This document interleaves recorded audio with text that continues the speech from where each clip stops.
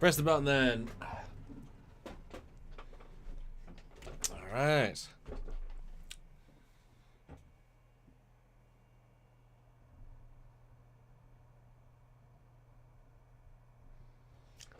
Glory to you, Stuart, and your worst episodes.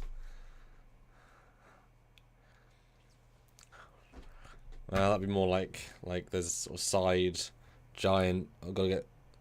Oh yeah, I've got to get really, really big. Yes.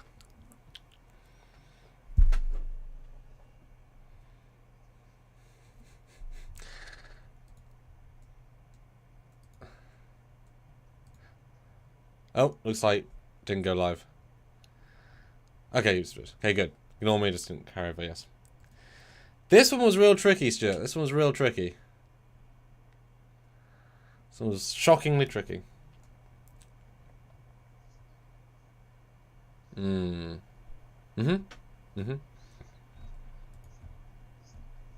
Yeah. Yeah, it felt a bit different than we always do a retrospective and we're reviewing them. We've done a top 10 worst of a show, best of a show, depending on the show, like Stranger Worlds and Picard. But that kind of felt like a clear list when you can do small things. But summarizing the entire 2020 negativity was odd to like remember how I felt at the time. It was way more challenging than I thought.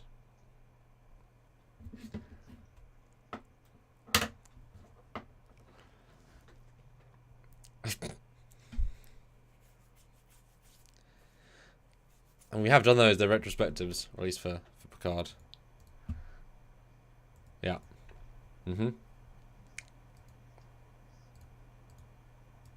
Way more. Okay.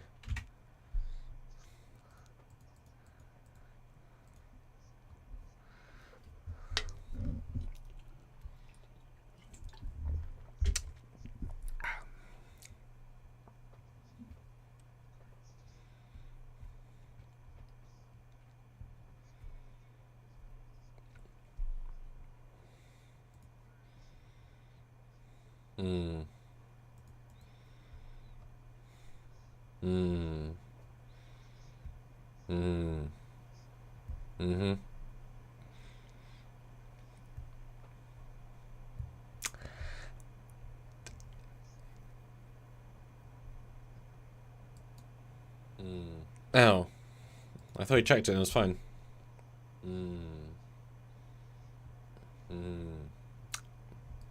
I've got some audio coming through, but why would it suddenly die on us? Neither do I. Why would... keep talking, I'll just change buttons. No.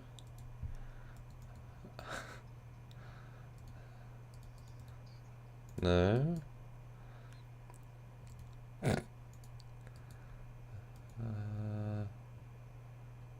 It was fine a second ago. Oh, say something? Oh, something.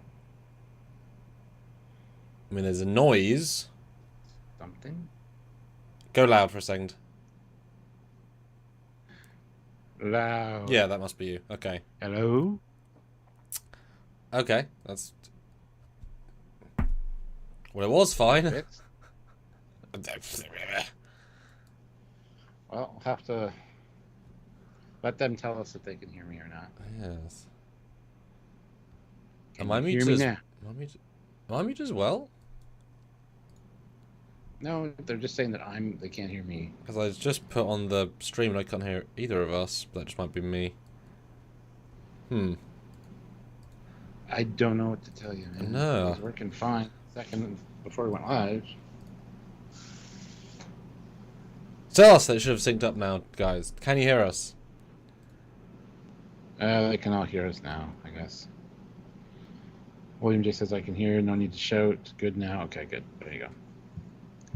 And now you can't hear the YouTube. Okay. Technical things are happening, and I have no idea what. Hello, Stuart. As I You was, said many things. I'll start sharing and just do a brief I did. preamble, I guess. Yeah. What I said was this was a tough one to do. I didn't want to do this one going in. Um, I don't like being negative all the time, especially when it comes to Star Trek.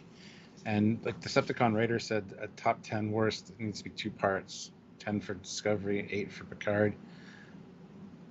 Accurate. Um, this was a tough list to make because all of Discovery just bleeds into each other. Even skimming through the episodes, it's very difficult to actually figure out what the fuck is going on in the episodes. And they all just bleed into each other. But Discovery is its own thing, right? Discovery is Discovery. Picard is at least trying to be Star Trek, so it's almost worse when they get it wrong with the writing. And anyway, that's kind of the summation of what I said. But this was difficult to make, Yes. this list for sure. And I just throw shit in there. I tried to order it, and I had to, after each one in my thumbnails, I have to write what happens because I didn't remember anything. Discovery was a shit show, and Picard, I don't know, same thing. So, fuck me. Yeah, yesterday felt like a bloody dishwalk. What's the phrase? Cakewalk. Cakewalk, yeah, for Like sure. that was such a yes, we know what the 10 are, and we joked yesterday should be easy to work out the worst. It really wasn't. Like you say, the lines of what is what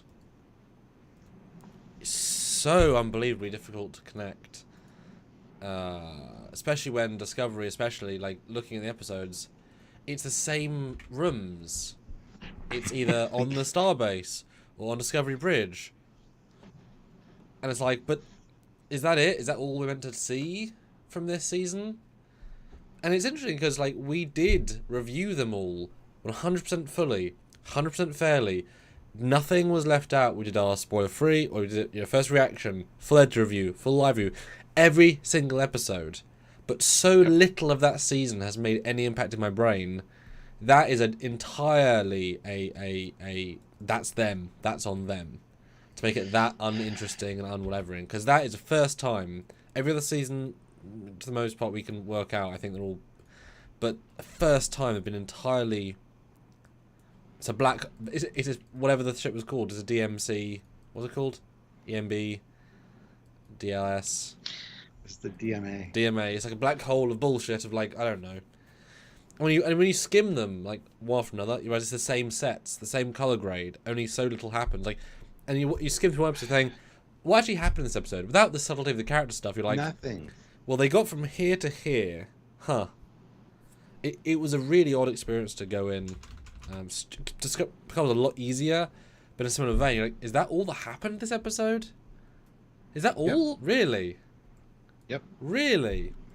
And also, we didn't feel that at the time, and even retrospective, when you're looking at the story plot, like, really interesting experiment of going through the hardest of this sort for a long time, I think. Yep. And I'm surprised by my list actually. But like I said, Discovery is weird because it's different than anything else. Yeah. to put it mildly. mildly. But like I said, Yeah. Picard is trying to be Star Trek and using Star Trek characters. Well, they use like, canon, they use visual canon, they use it Yeah. more appropriately, etc. Yeah. Plus, we got Picard, somebody we've known for a long time, and Yeah. the writing's almost more egregious when they screw it up. Yeah. And it just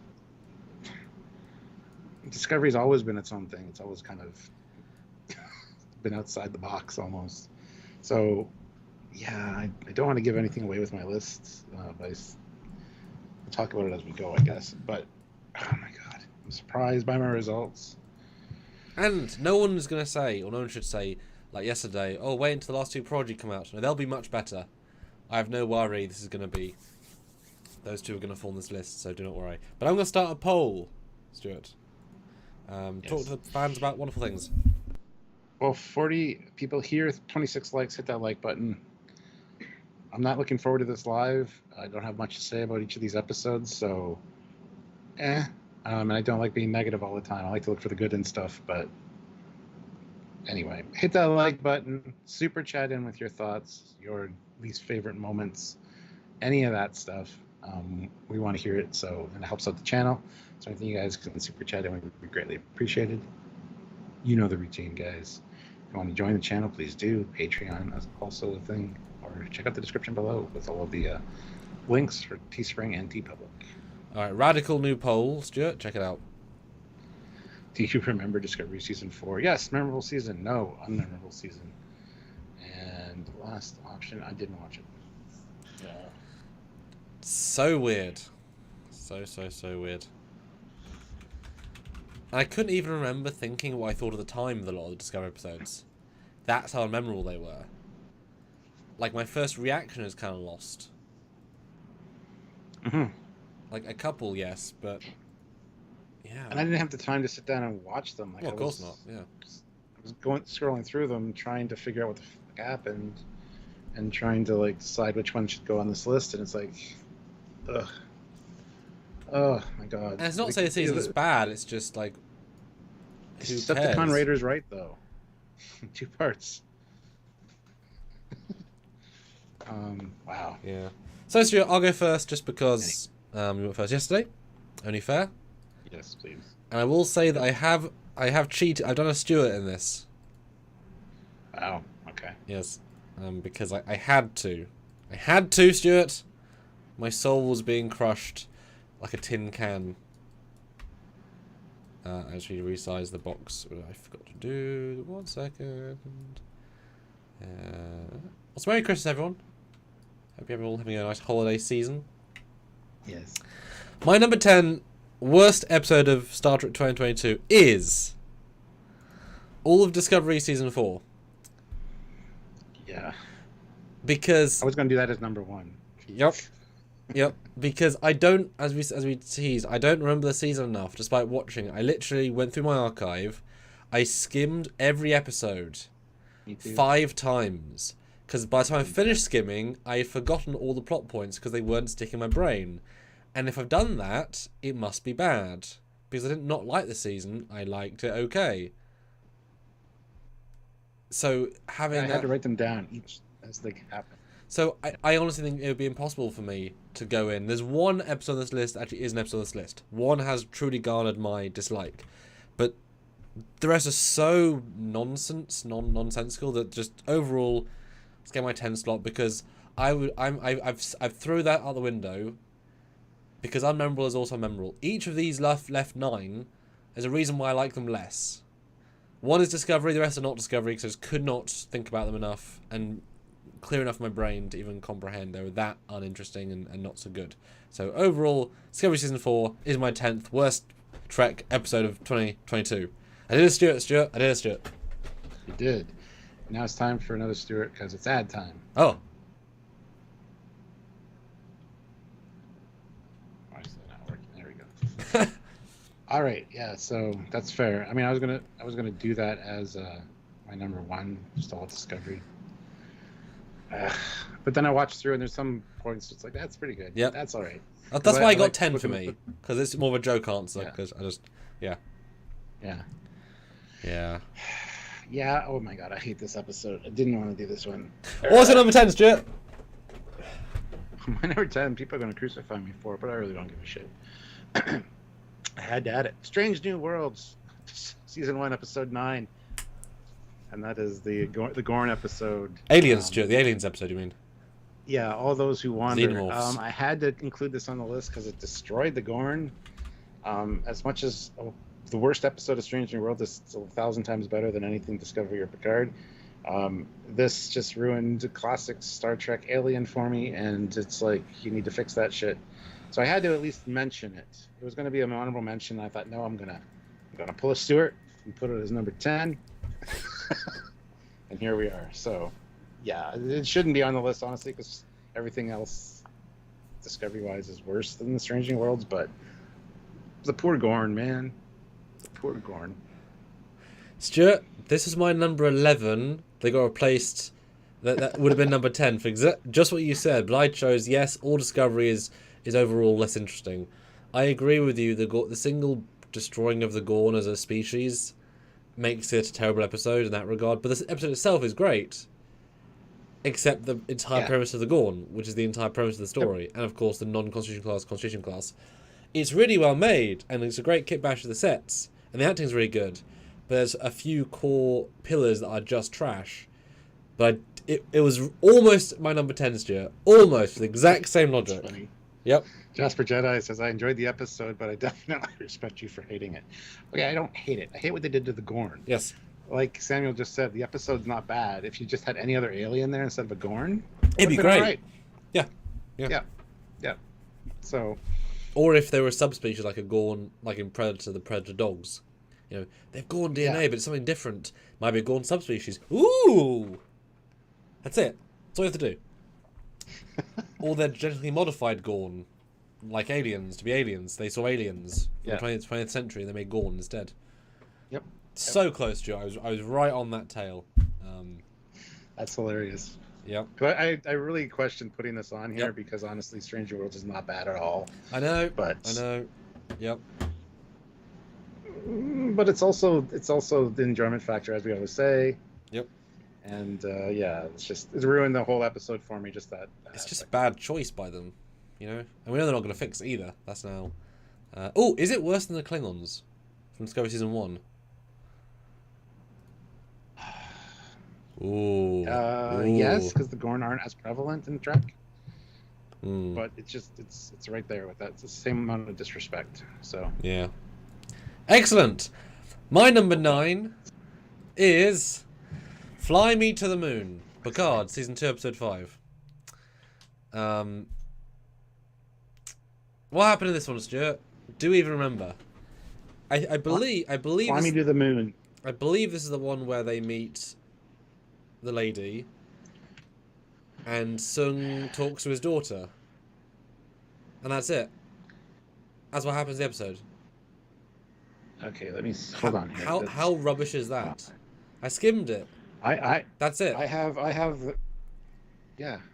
this one. I have the notes written under the thumbnail because I don't remember what the fuck happens in the episodes. This is the Ice Escape episode part 2. Oh yes, they bust terrible. him off the bus. Yep. Yeah. This is the cop at Picard's who loses a liver, or kidney, or whatever the fuck it happens. Nope. And then the first part of the party, the plan. None of that's good, Stuart. None of that's good. None of those elements are good. I mean, you know what is good? Oh, Eric Martin with $5. Hey, should have been the Rimmon version of the Gorn in Strange New Worlds. Yes. Sure. Yeah. Yes. No, you're right. I mean, the ice thing was why waste a story plot? And Seven actively saying we can't change the timeline, but let's free these prisoners, let them all go. Entirely validates last episode's choice. The parties. I remember there was a Reddit media said, Dry says let's do a plan, and Picard says let's do my plan. Your plan was Dry's plan. It just wanted to make Picard something interesting. Also ruins that.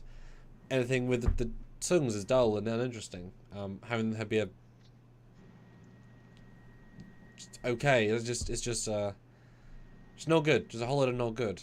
Just a whole load of not good things. And while the idea of Guy going to spaceship and getting a dumb bubble queen sounds great, he would be smarter than that. A cloaked spaceship. Like, you don't do that. It's just, you don't do it. And then even the payoff of him being like assimilated wasn't what we thought. Because that could have been great. Don't even. Yep. It's not good. It's not good. Yep. I think we're going to power through these, Yep. and then we'll just have a discussion on how bad Picard and Discovery was. Yeah. Because there's not much to talk about in these episodes, Nope. unfortunately. Because unlike previous years, most of these 10 of each of our lists aren't bad episodes. There aren't horrifically terrible plot problems that make you angry. They're more, nothing happened that's worth happening, that was a waste of our time, that wasn't engaging, that wasn't well written, that did a weird choice that hurts the episode. None of them are Season 1 Discovery that just hurts, whether it's painful scenes or painful episodes. Like, there's nothing anger-inducing so much, but so much meh and bleh. It's weird. Like, the level's gone up in quality, but the cesspool of the bottom is just drippings. It's like fat drippings. It's just not good stuff. Yeah, it's just the fact that they're all forgettable speaks to how good they are or not. Yep. Yeah. Yep. Okay. So Yeah. we'll go on to my number 9. Yes, sir. Because I have that one on my list as well. The one Excellent. you just mentioned. But my number 9 is Discovery Season 4, Episode 10, Galactic Barrier. Also tempted to put that one on.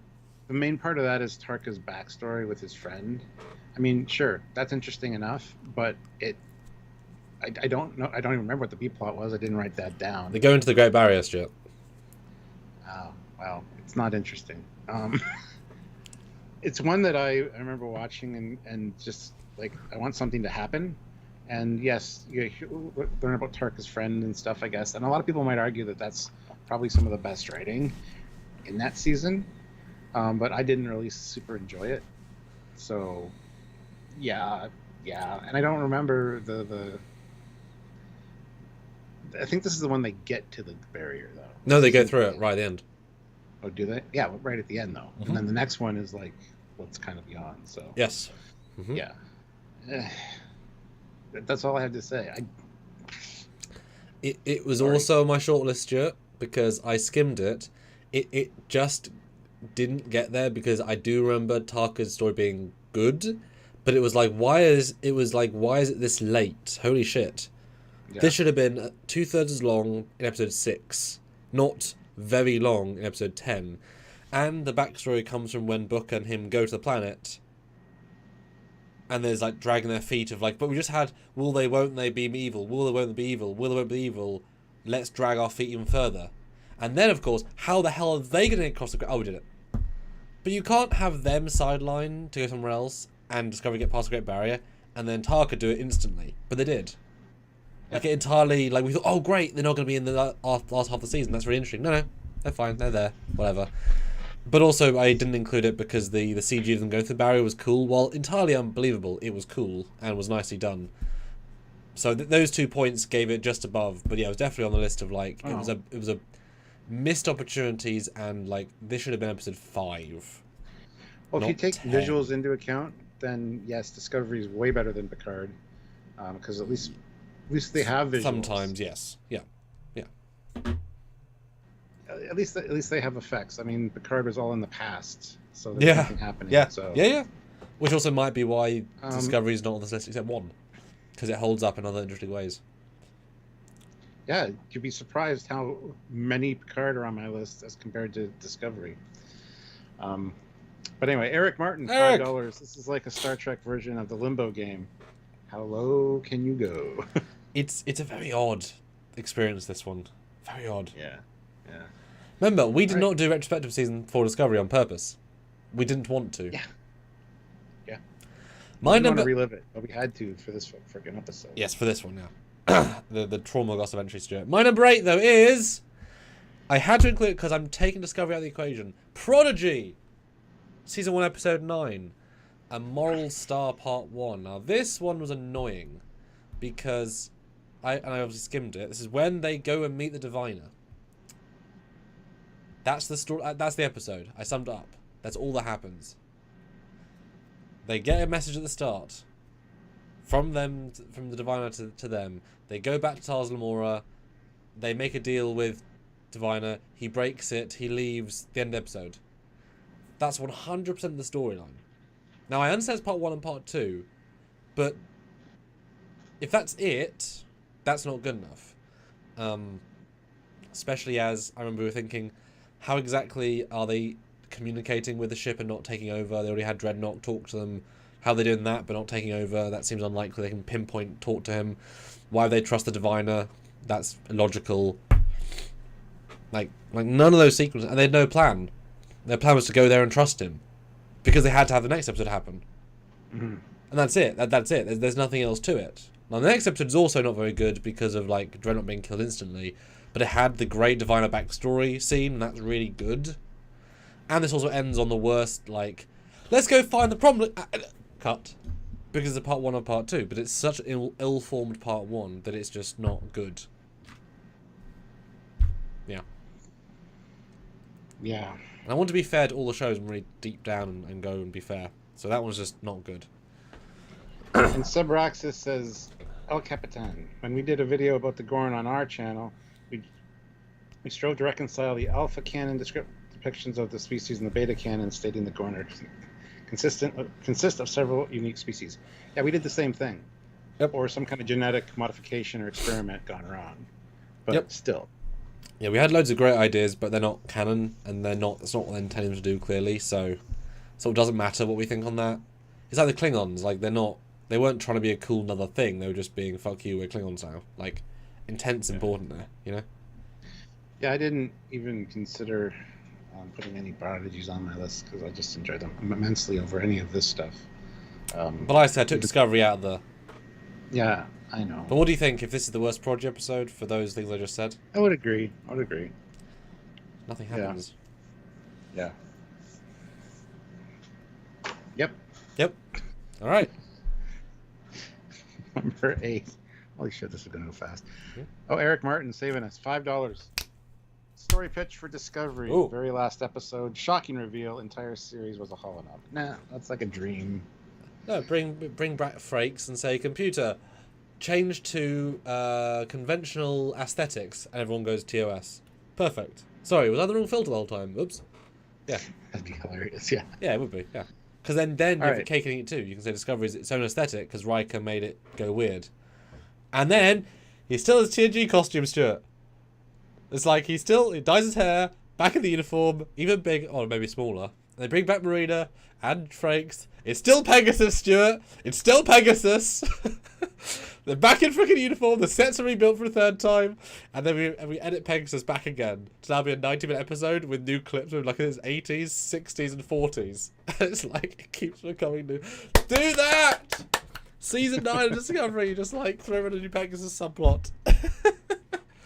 Yeah. He's so old. It's like, how is he? There's an ear to cut between. That'd be great. Sorry. 56 people here, 43 likes. Hit that like button because we don't like anything in this episode. So yes. And Eric is killing it with super chats. Yes. So if you guys can super chat in your thoughts, your worst moments, whatever, please do. Yes. Because we're gonna run out of things to say pretty quick. Yes. We don't have much to say about these episodes. Yes. And I did spend £65 on Christmas food for the family. So any super chats goes towards Family dinner. our Christmas. So yes. Nice. Thanks in advance. Your number. All right. 8 then. Stuart. My number 8 is Picard, season 2, episode 6, 2 of 1. Well, let me see what this one says. Yep. Picard gets run over by a Soong. Who knows he's on the exit for some reason. There's a fantastic musical number by Girardi. It was terrible. Terrible. It's not bad. It's not a bad song. But in the red dress, you got to give points to all these episodes for the red dress. And then the Queen takes control over Girardi at the end. That's a good scene. Walks off into the. Is that it, Stuart? That's it. Oh. That's all that happened. So. Wow, that's not a lot. Oh wait, and they made a 45-minute of TV with everything you just said. That's it. Pretty much. Oh. Right. Oh no. This was the second half of the party. And it's Rios now being entirely unaffected by his ice imprisonment. Yes. Even though it just happened one episode ago, and he's entirely not mentioning it. And all of his, I hate being this time. And then he says, oh, I love this time. There's cheese and shit. It's like, but you just... And real cigars. Yeah. But you just... Oh, we're going to ignore part 1 of the season for you. Fuck it. Okay. Yeah, and it was also a really short episode. Jericho's right. Yeah, that's the other problem with Picard. It's really short episodes. Even they knew they had nothing going on. Yeah. Weird. Yeah. All right. Well, there you go. That's all I have to say. Yeah. Okay. My number 7 though is Strange New Worlds. Because I'm being fair. Children of the Comet. The Comet one. And again, I've taken Discovery out. So these are without that as a caveat. This one's I just don't like it that much. I remember at the time it's fine, but the bit in the egg chamber is boring. It's so much the episode and it's very undynamic. It's just boring. I remember the second time watching it, I fell asleep during it. Literally. I was tired, but like it was so unengaging as a story. First time it's fine, but second time it's not. And while the prosthetic makeup is great for the alien, and the story's fine, it's just the way it's done is just a bit too boring. The shuttle thing at the end isn't very well done for me. The space battle's terrible, absolutely appalling. You know, when I can do better space battles and I have been doing for 5 years, that's not a good symbol to the team. You know, weapons that sometimes work at down to 30% power, and then sometimes they just don't bother firing weapons if you're going to change in the script. They sometimes do lots of damage and no damage, and then don't fire your one blast of phasers and take out their weapons. So you are more powerful than them. We'll shoot at the start then. What do you want? And then they don't believe the prophecy at the end, even though Pike literally has a time prophecy about him. Like, it's just many stupid things this episode that just make it just not great, and certainly one of the weakest of the year for me. Just not very engaging. I agree with William J. At least I remember the comment one. Yeah. I didn't mind it at all. I'm kind of there. I didn't mind it at all either. I actually kind of liked a lot of the aspects of that one. So. I liked it a lot less, but for reasons I said at the time too. Yeah. I can't really harp on that one too much. Mm-hmm. So. Eric, no, it was I do all the food, so it was all the mains, all the sides, all the drinks, all the desserts. He was just joking. Oh. I think he meant like a 65-pound bird. Not money, but weight. Ah, yes. Okay, your number 7 then. My number 7 is Discovery Season 4, Episode 11. Oh, okay. Which is... What the hell is that one called? It's the one where they go crazy inside the... Yeah. Yeah. They find the 10 Cs like neighbors, but not really. Yeah, they go visit the planet to get cultural context. Uh-huh. They suffer from all the feelings like fear and anxiety and sadness. And it's also the one where they break Tarka and Book break onto the Discovery, and then ends up with the president siding with Book. Yes. Because they have that conversation. Okay, why is it on your bottom? I quite like this one. The whole bit on the planet annoys the shit out of me. Everything about it. Oh, that's a lot. It is, yeah. Okay. I don't know how to put into words why I don't like this one. Huh. And looking at the thumbnail and stuff, I was like, this one got, they go on an away mission, they got the suits, got the heist on the Discovery, got betrayal, and it's just like all those cool things, and yet somehow I think this was the last one I looked at because I was waiting for the thumbnail. Because I skimmed through it and I'm like, I need this thumbnail, and I didn't have it. Then I moved on with other stuff, so this was locked in my brain. Maybe it doesn't deserve to be here, and the only reason it's number 7 is because everything else is already numbered, because I wasn't wasting my time waiting. I just thought I'd do it all. But honestly, it's... Look, Dyson rings that don't have any meaning. Oh yeah, yeah. Like, there's a whole bunch of stupid shit in this. But stuff happens, though, Stuart. Like, it does. Lots of plot points. To be fair, it's one of the more plot point episodes. Better ones. To be fair, it's probably one of the better ones. But whatever, I don't care. I didn't want to do this list. It was hard to do. So for some reason, it was stuck in my brain and I made the list. All right. Well, hey, I like it. They would both have one that were like, really? At the same slot. Yeah. I like it. Yeah. Okay. Cool. Fair enough. Okay. So we're on to number 6 now. My number 6 is Strange New Worlds, Ghosts of Illyria. Now, again, lots of decent stuff, but some real trash in this one too. The fact they sideline Pike and Spock because they just want to sideline them, and it feels like either they want a day off or we'll just put them on the planet. It's not good scenes anyway. They act them great, but they're not good scenes. Una's is a good character performance in the episode, for sure, but the way they handle the end is trash. Blow up the ship, engine room, punch, heals you because I'm near you. That's just trash stuff. The planet itself is fine, but kind of weird. Some pacing problems anyway, I remember. Just a few trash story elements just don't work. That's the worst of the season 1 of Strange New Worlds for me, I think, that episode. So yeah, I respect all that. And still not bad, just a few trash elements. Yeah. Which if there's a few things that really bring it down, like a Gorn in the episode, like that can truly undermine something. Yeah, I mean, but some good stuff too, just a few trash elements. Yeah. I wish I had done this. I wish I had gone through all the series and picked ones from each series, but I just couldn't. Well, I tried Discovery, I just couldn't remember them enough to, so I looked for everything else. You know. Yeah. Your number 6, though, Stu. What is? Picard season 2, episode 7, Monsters. Oh. This is the. Okay. We got this backstory for the Q and how they were all summoned by That's this Guinan's one? people. Yeah. Oh. It is. We got the Duquesne intro, the not Duquesne intro. Sorry. No, no, that's not this one. Oh yes, it is. Yes, it is. This is the one where he's in a coma. The whole episode talking No, to. Well, that's what the thumbnail is. Episode 7 Monsters. I James skimmed through it, Callis. dude. Just let me list my things. Hold Well, on. no, I need to fix the thumbnail because that's not what we're showing the audience. Hold on. That is what we're showing. I watched it. Like.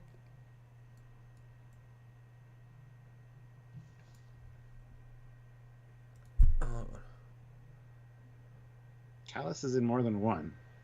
It's not the not the Q backstory. That's with Guinan and Duquesne. Yeah, that's this episode. Okay, I'll let you talk. So the Q backstory thing was stupid. Duquesne being not Duquesne at the end, coming into the bar, just leading up to something really cool, talking about UFOs and ships and stuff. And no, it's not, because it's not Duquesne.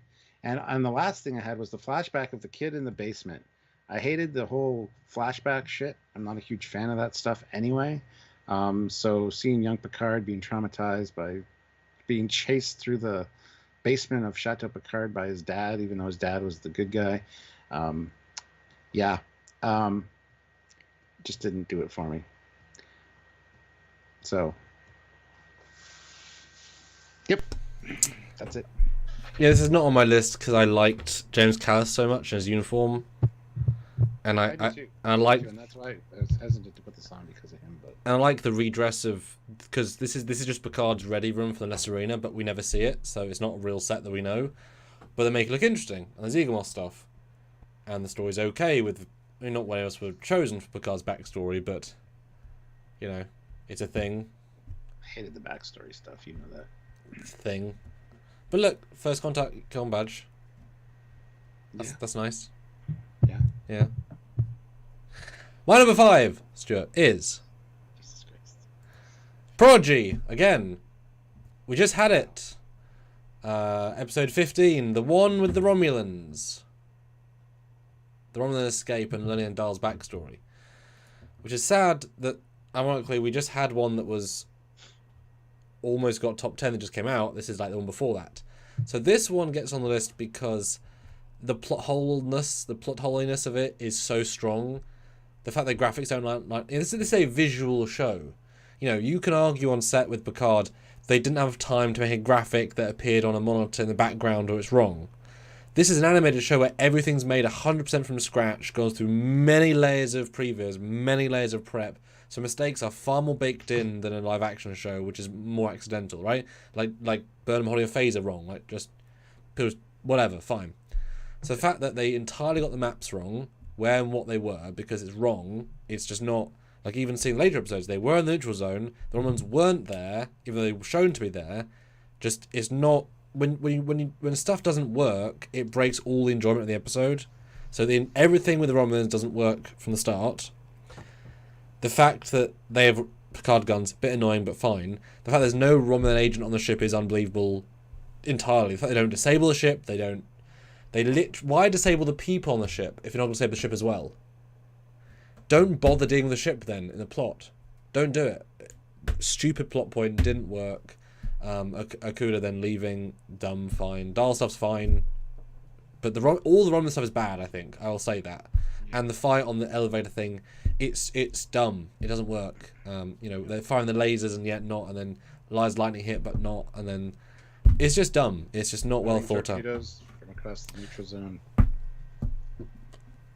Yeah, all the Romulan stuff, which is annoying because it should have been fantastic. Prodigy is very smart, but they let themselves down so hard with the Romulan stuff in that plot, and I assume they must know they did that. Like, they can't think it was a good Romulan episode because it really was not.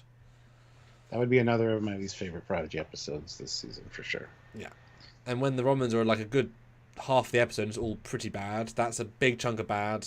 Other stuff's good. Like that was fun, but like just bad Romulan stuff. And Yeah. when plot holes are that giant, one line dialogue could fix it. One line. Yeah. And where And the woman's been Okana from. just you know? noping out also. Yeah. Ugh. Come on.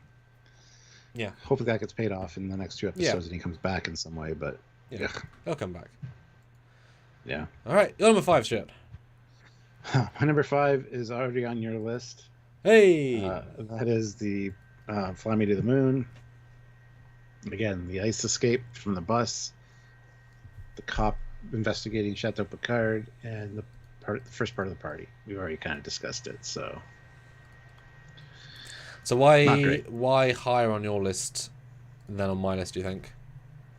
What do you... I thought the whole thing with the cop at the chateau and waking up without, I forget what they took out of him.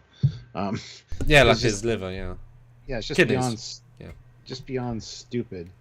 And the ice escape stuff, like you just butterflies. Don't forget butterflies. We can't make any changes that are going to affect anything. We're just going to stop this bus and let all these people that were detainees just run for freedom. Like Seven and Raffi, you think would be smarter than that because you can't do that. If they were meant to go somewhere, they needed to go somewhere. Well, and not just that, but both them being now in the wild causing problems is a problem, but also them not being in the prison, dealing with people who they dealt with, maybe they were reformed in prison, went out and worked with society. Well, they weren't prisoners. They were just. Well, you said detainees. I mean, they weren't allowed to be free. That's because they just came to the country illegally to get a better life, and they just weren't supposed to be here. They weren't bad people necessarily. They could have gone on to be like really great lives. But the problem is, you just let them go when normally they wouldn't have been letting go. And the whole discussion leading up to this event was butterflies. We can't have any butterflies. So they're just illegal immigrants. They didn't do anything illegal except for coming to the country. I meant that they're going to the zones from DS9, like, who they meet there are no longer they're going to meet, and the things they do there are no longer going to happen, is what I meant. Yeah. I forgot they're not prisons, but in the context of this episode they are, but you're right, they're just going to that zone. Yeah. But the things they don't do now happen, and things they are now doing happen. Because they have no money or paperwork, they can't just go in and do stuff in the country, so that's why they're not doing stuff originally. Yes. So it's, yeah. And it'd be fine if Rios got them out, and they ran away and Seven berated him. Mm-hmm. But they said butterflies one episode earlier and then ruined it. Yeah, they just stopped the bus, let everybody run off. Hey, Rios, you're safe? Cool, let's go. It'd be fine if they stun them all and say, we'll leave you all stunned and let the police grab you, but then they also say, oh no, they did this. It's like, well, timeline. Like, that's what you should do, really. Like, yeah, it's a tough one, that is. Yeah. Let's just break our own dialogue logic. Yeah, and the party plan thing was just silly. Yep. So.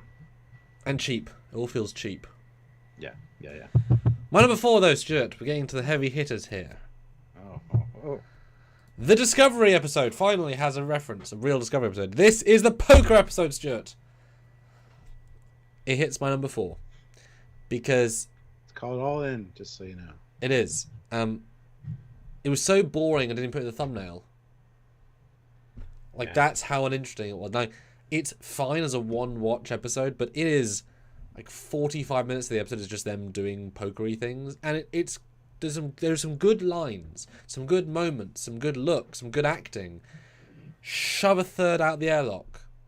It's way too long, and it speaks of, we built a set, we're in COVID, if we can spend the entire episode here, let's do it, because then we don't have to film anything, don't have to build anything else. Like, that's what it speaks to.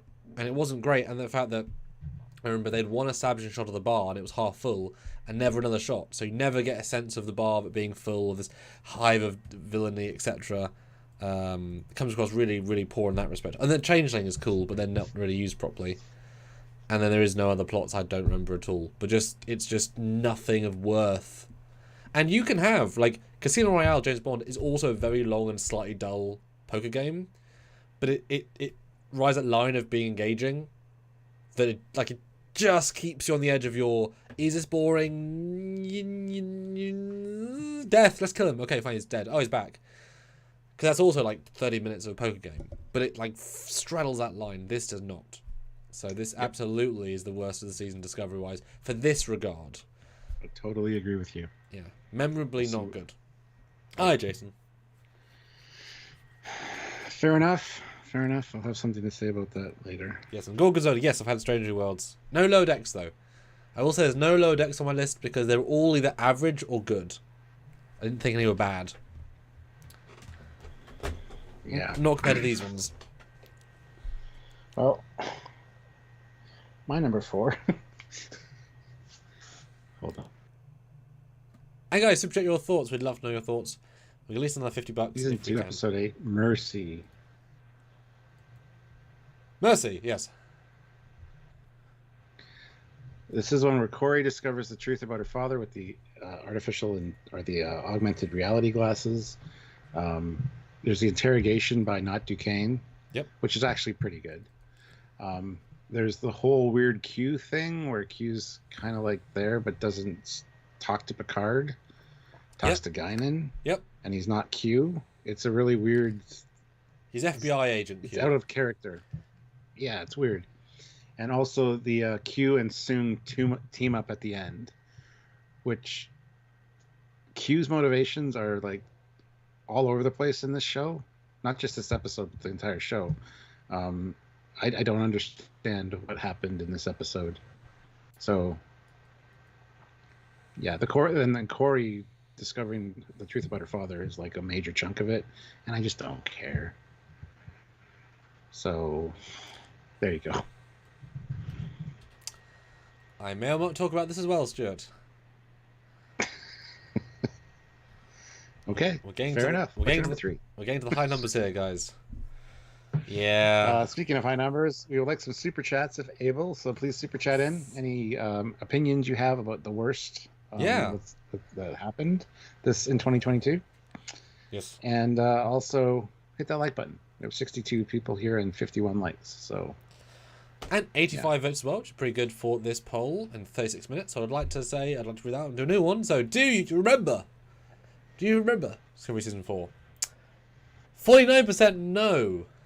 A memorable season. 28% I didn't watch it. 22% yes. Memorable season. Oh. That's I'm glad I didn't watch it on the bar though. That's yeah, no kidding. That's okay.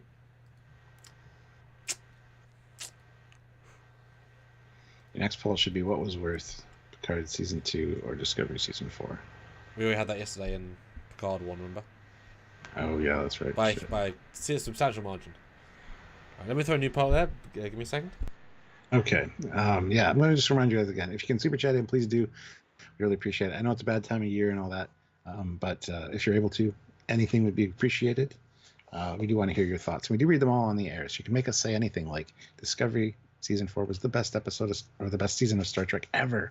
You can make us say that because we do read them all on the air. Just saying, you have that power. Use it wisely. It's shameful what they did to Q in this season. He's one of the greatest characters in Trek, and they just destroyed him. And right, Picard too. Yes, Colin. That's very fair. Yeah. It's amazing how many Picard episodes are on my list as opposed to Discovery ones. Because they make canon punching things versus just who the fuck cares, they're in the future doing something. Like the connection point is what makes it weaker. Like Q, like Picard, like Data, like Lore, like all these things. Seven, if you hurt them, that hurts the franchise versus just some person in the future that isn't even the prime timeline because it's already got changed. Like by definition, that's not the main timeline. It's not how time works in Trek. Stuart, new poll. Before we read the new poll, okay. Metallica fan 1442 throws in £5. There you go. It says, thanks for the live stream and content you produce. Merry Christmas. Thank you so much. Merry Christmas to you as well. Christmas. The poll is, were there any Prodigy or Lord X which deserve to be on the worst 10 list for 2022? Yes, Prodigy and Lord X had some bad episodes. Or no, Prodigy and Lord X are better for sure. I think overall they're better. I'd rather watch a bad episode of Prodigy or Lower Decks than a good episode of Discovery. As I Mm. said, Discovery at its best is good science fiction. It's never good Star Trek. Well, when was the last good Discovery episode we had? I have no idea. Season 2, maybe? No. The burn reveal was good. Yeah, I know. I'm just joking. Yeah. Plus, I think Kobayashi Maru, like episode 1 of this season. Remember episode 1 and 2? We were kind of like, all right, we kind of like where they're going. One here. was good. And then it's just like Picard. It just tripped and fell out of the gate. And what the fuck? Yeah. So, yeah, go vote on the poll, guys. We'd like to know. Yeah. So my number 3 is Picard, season 2, episode 4, Watcher. And since putting on the list, I've already forgotten what happens. Let me scroll. Why did I think this was also the bad? The bad? I could break that down for you real quick. Yes, okay. That's Rios in ice custody and falling in love. That sums it up. And Picard meets Guinan. And them looking for Rios, yeah. And Picard and Jurati in a house finding stupid clue. And it ends with the reveal of Virus. 7 Raffi, car chase, Borg Queen things. So the problem with this episode, Stuart, is that, again, the car chase is crap. Anyway. It's awful. Yep. The scene with the bus, Punk, breaks timeline. It's a great scene, but it's broken the timeline. The Guinan, she's not a very good Guinan. She's a fine actor, bad Guinan. Like, doesn't relay in overly racial, honestly, like, negativity. Like, that's not really... Guinan's seen the universe for hundreds of years. This is not going to affect her in the way... She already saw this shit in Mark Twain era. It was fine. There was active slavery then. That shit's going to affect her more than this. It's illogical. It doesn't fit. It doesn't make sense. Ice stuff is just, for me, as a non-American, it's not well done for what it is, and it feels cheap as hell. Room, actor, looking, talking, that's it. That's all this episode is.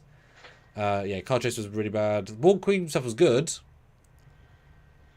No caveat on that. But then, yes, we can't let the bus go. Well, next episode hurts that for sure. And then the car chase around the building that they filmed everything in. Crap. Yep. And the thing at the end is fine with the taking over people. And then the last scene, Q with no powers, with Lady, but now we know he's always we know he's the psychiatrist who she doesn't recognize despite being across the hallway from, because he's not a psychologist in the building. Maybe we don't know if his powers later or not. That's unclear, given he uses powers later in the last episode. And it's when this episode was clear that Q is not in the season. They have him written as so many appearances, but he's really not in the season in a meaningful way. Like, he's just not. He's a cameo here. Just say he's in the episode. Oh, I'm in 8 episodes. How many minutes of screen time? 20. Of 190 minutes, yep. Like, it's just a whole lot of not interesting. And I know they're very proud of the chase, and it's not a good chase. Like, the amount of money they could save by not doing the chase and doing better stuff. At least, as I said, I'm sure at the time, the Raffi 7 stuff isn't obnoxious. They're okay as a duo. Just Raffi as a character is generally a bad character, so her bad character things come out to play, but them as a duo is not bad. It's just a lot of nothing. Yeah. Yeah. Yeah. Yeah. Yeah. Yeah. Yeah. I'll Okay. Excellent, Stuart. Moving on to my number 3, my bronze. Oh. My bronze is Hide and Seek, which is Picard season 2. The mum 9. reveal. The mum reveal. Oh, it's fucking awful. Yeah. Okay, give us. We got the mercenaries. Okay. Yeah. Oh. We got the mercenaries that don't make any goddamn sense. Some of them they get Borgified, and they got the green laser things. And anyway, we got the suicide of Picard's mom, and I didn't need that. I don't care. We got Seven's reborgification. She gets basically reborgified Somehow, the exact same plants, the exact same place. Yep. That's not how tubules work, but okay. Yep. And we get the whole we're gonna be better now, Borg Queen, because the Borg Queen gets talked into being cooperative instead of an assimilation factory. Will it mean anything in later seasons, Stuart? Nope, probably not. No. Maybe in books, but everything's in books, so it doesn't count. Yeah. Yeah, the whole mercenary thing was just dumb. Just bad. Where did he get all these people all of a sudden? It's just, and how'd they get to France? And there's a whole bunch of bullshit in this episode. So. And then at the end of the episode, he's able to fly from France to Cape Canaveral or wherever in less than a day. Yes, that was the other problem. In so few hours, it's literally impossible. Same with first episode of Stranger Worlds, Pike and Spock. Literally impossible. The time jump versus speed versus location. Physically impossible. Bad writing. I love all these comments too. We got Borg drones stuck in the walls. Yep. Oh, I forgot about the mercenary. Yeah, you forget about everything in this goddamn show. I had to refresh. Ugh. Yeah, it's weird to think. I was traumatized today looking through these episodes. So yeah, it's weird to think that they basically tell us, even though I'm not accepting it, it's pathetic, that this thing always happened. There's always bullet holes when Picard was growing up, and there's always skeletons in the ground.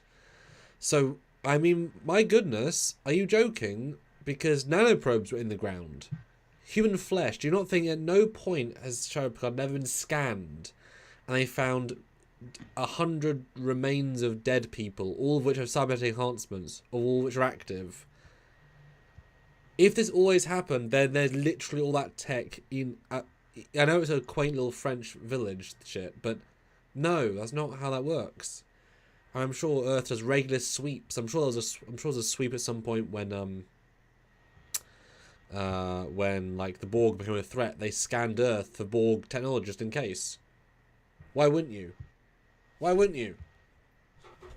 You know, but their time travel shit does not make sense. I'm not including it in my canon. He never saw these bullet holes. Blah blah blah. No. It doesn't work. Doesn't make sense. And the whole mom hanging herself thing. It really didn't need that. Like I said, I hate the flashbacks regardless, but that was just the icing on the cake for me. See, that's why it doesn't get my top 10, because it's nice to meet the mum. It's nice to meet the dad, who isn't a shit. He's a good guy. His few scenes of being real is nice. He does a really strong job as the character. His discussion with Patrick at the end of the door, really strong. You know, Maurice. Although he loses his hair in like 3 years, based on what we've seen in Picard, like 5 years. Yeah, so I mean, but it's so meaningful to Picard. I kind of couldn't include it, and something happened, Stuart. Like this was the entire comic of the season, so something happened. So therefore I didn't include it, because when nothing happens, it's shit. Versus something happens that's okay at best. It's like, okay. Yeah, I disagree. I get it. Just Sergeant Roadkill, 5 pounds. Can't forgive Picard season 2 for any episode with Agent Wells in. Just his name is such a kick in the floor balls for teasing us. Of course, it's writing awful too, but it's Agent Duquesne, not Wells. Oh, he is. Is he? Yeah. He's Wells in this one. Yeah, which is why we thought, of course, he's Agent Duquesne, because he must. He's supposed to be. Yeah, because they were on a Wells class ship when he was Duquesne. Pathetic. Dun dun dun. Them naming him Wells, they knew. They fucking knew, and they were referencing it, which is a spit in the face, actually. Yep. Yep. Damn it. I'm getting madder by the second. Well, these ones are the worst of the worst, Stuart. My number 2, Stuart, is... Okay. Picard, season 2, episode 6, the one with the party. I didn't like the dancing or singing number. I do not give a shit about singing in TV shows. I always cringe, and you're wasting time of an episode. Burning minutes. Shut up. Do something else. Cut away. Do plot. It's so nothing happens. And I know Dave Blass worked really hard to make the party room look nice. And it does look nice. He went from his honeymoon, or from a wedding, to this scene. I get it. But it feels pandemic, lack of money, one set, we need to stretch over 130 minutes. It's a shit plan. Brent's there and being annoying for no reason, and like we said about Raffi and Rios not making sense. Kind of to the last episode, it entirely disconnects from that. The Queen Taylor is good. The Queen stuff's good. Like, that's a legitimately good storyline. The acting's good and the writing's good. But it's padding the episode.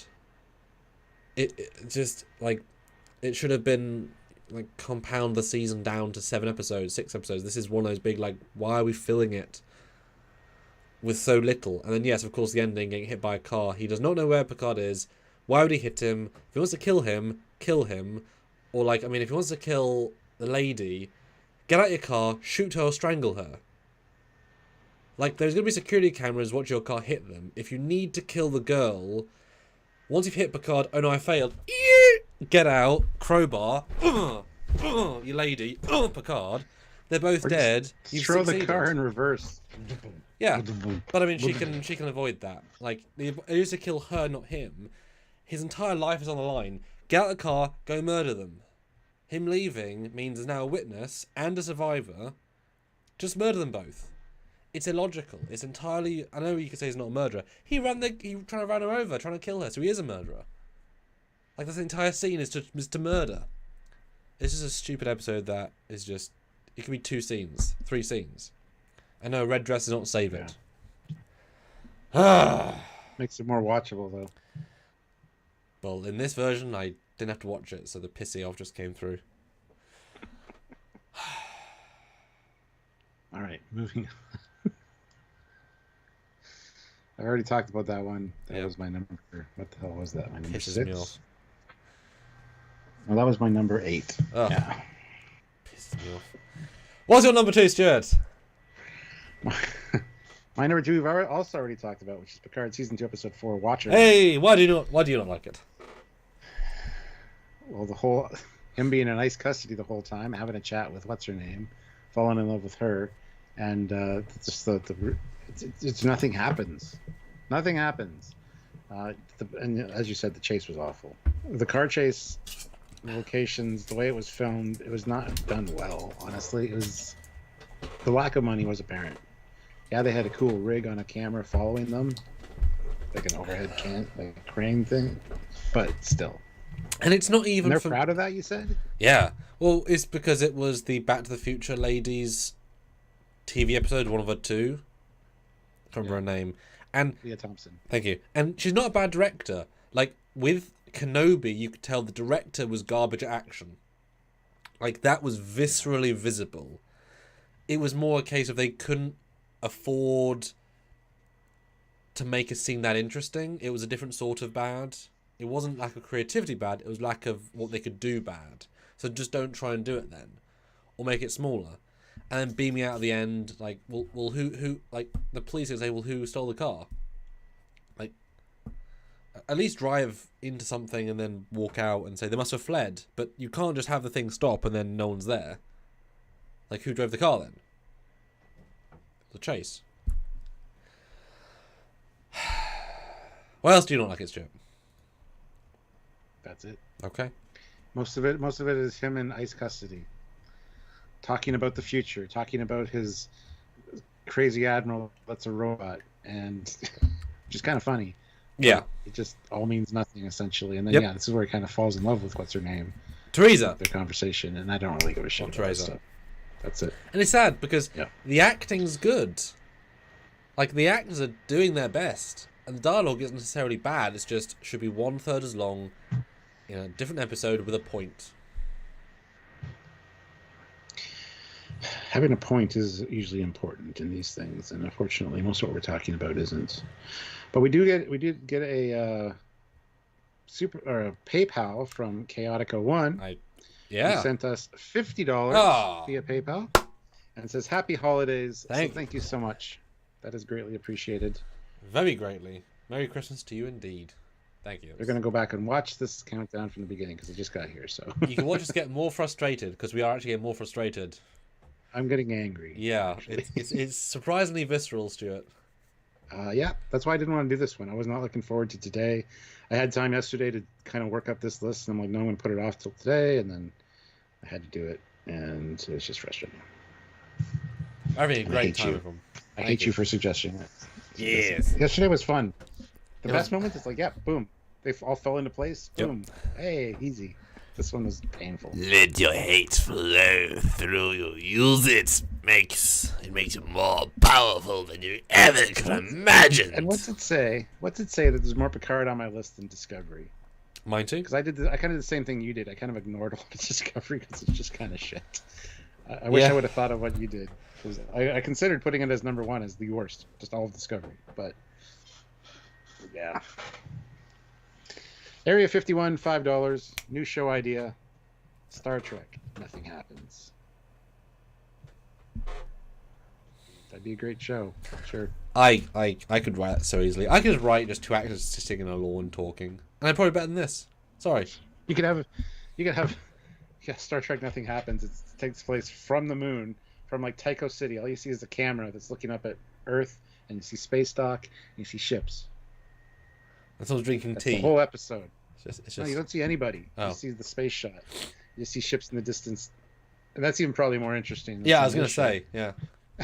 You see a ship like fly by. Oh, that's kind of cool. All right, cool. No, something happened, Stuart.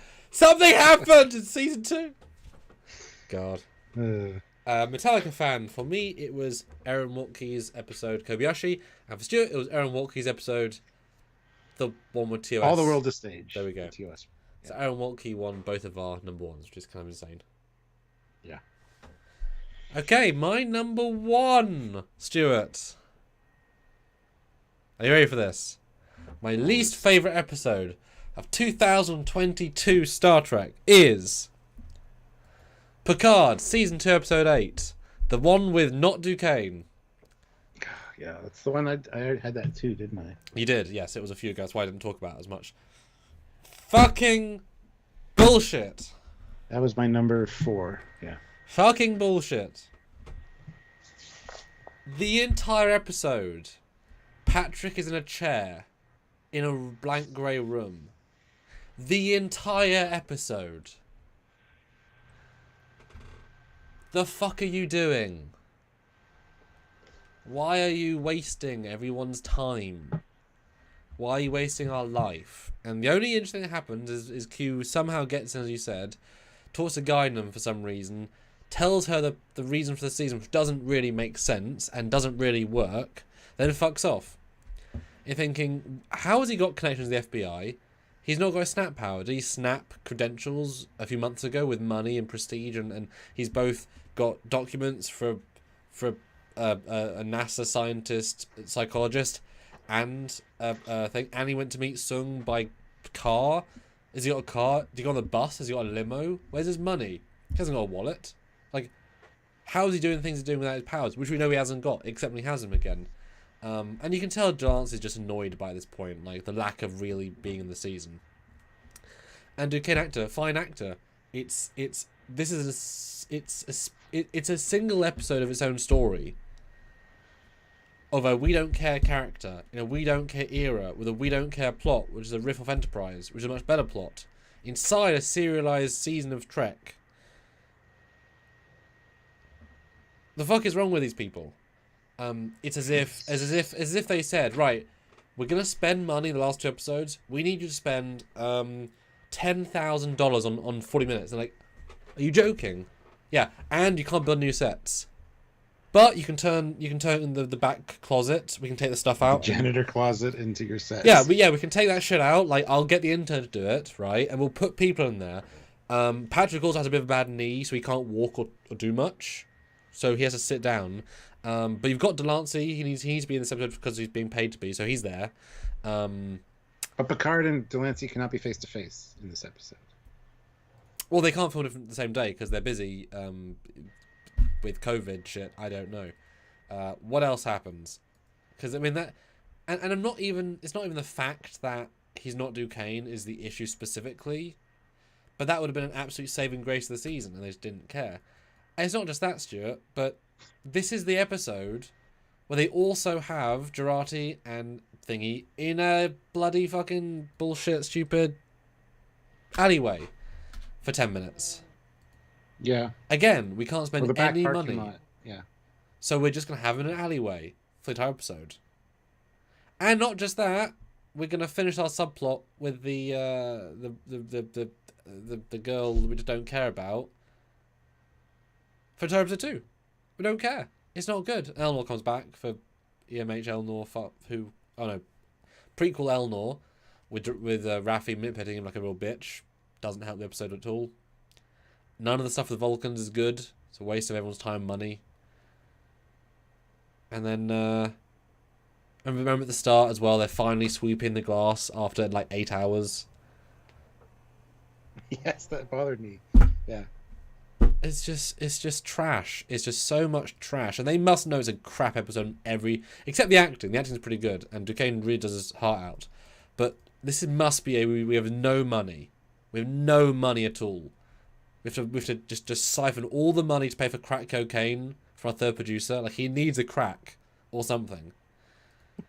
But it's shot so seriously. But it's just really just bottom dollar. Bottom, literally. And then, the Marines at the end is just garbage. Just nonsensical garbage. And just assimilate him.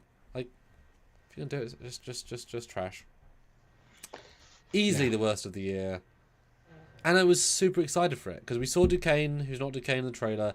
Yes! 29th century bullshit, yes! Nope. So bad.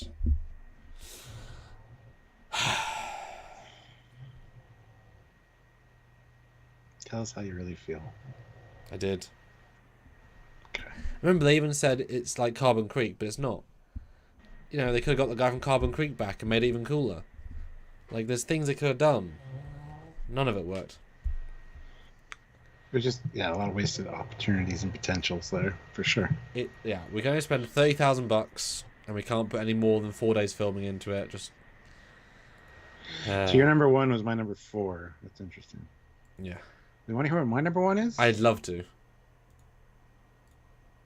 My number 1 is Discovery, Season 4, Episode 8, All In. The final one. Because fucking nothing happens. We've said this at the time. I'm saying it again. This could have been 10 minutes in another episode. This whole episode could have been shrunk down to 10 minutes. Nice little quick jaunt to a casino, get the thing, boom, done, out. No, they dragged it on and on. And I hated this one at the time. I hate it even more now. I'm sure Washington gets to fight, but it's like, what's going to happen already, so okay. It's just, yeah. Ugh. So 3 of my list were Discovery, 1 was Strange New Worlds, and the rest were all Picard. Picard is awful. I'd say episode 4 to episode 9 is awful of Picard. Episode 3 still has a few redeeming things, because they're still in the future at the beginning. They're escaping the Starfleet ships, and they do the jump back in time. And it's like, oh, we're back in time. Okay. So episodes 1, 2, 3, and 10 is all you need to watch for Picard, I think, honestly. But anyway. This Jericho, I agree. Would have brought back Sarah Silverman. Yeah. There's so many opportunities, so many things they could have done. Yeah. I mean, they got to be disappointed themselves. I mean, they can't be proud in themselves. Oh. It's time for an ad. Oh. We're disappointed in ourselves that we had to push the ad button, but there you go. Yeah, it's just. I mean, they can't be proud of this season. They can't be. Well, they can be proud they got it made in the pandemic. That's fine, but they can't as a filmic. It's probably one of the worst seasons of Star Trek is Picard season 2, and Discovery season 4. Whereas like Lower Deck season 2 is very good. Prodigy season 1 part 1 is very good. I would much rather watch Discovery season 1 than Discovery season 4. Ooh. There's more going on. Plus you got Lorca. They try a few different things. I mean, going back and rewatching Discovery season 1, I kind of found it a little bit of a guilty pleasure because I enjoyed a lot of it. But also, like I said, I like Stamets, I like Tilly. But you've also been raped thoroughly by the Klingons, so they don't hit you as much. Like the pain of that is long gone. Klingons. Exactly. Like the rape of Star Trek has been long since happened, so you can look past it now. Yeah.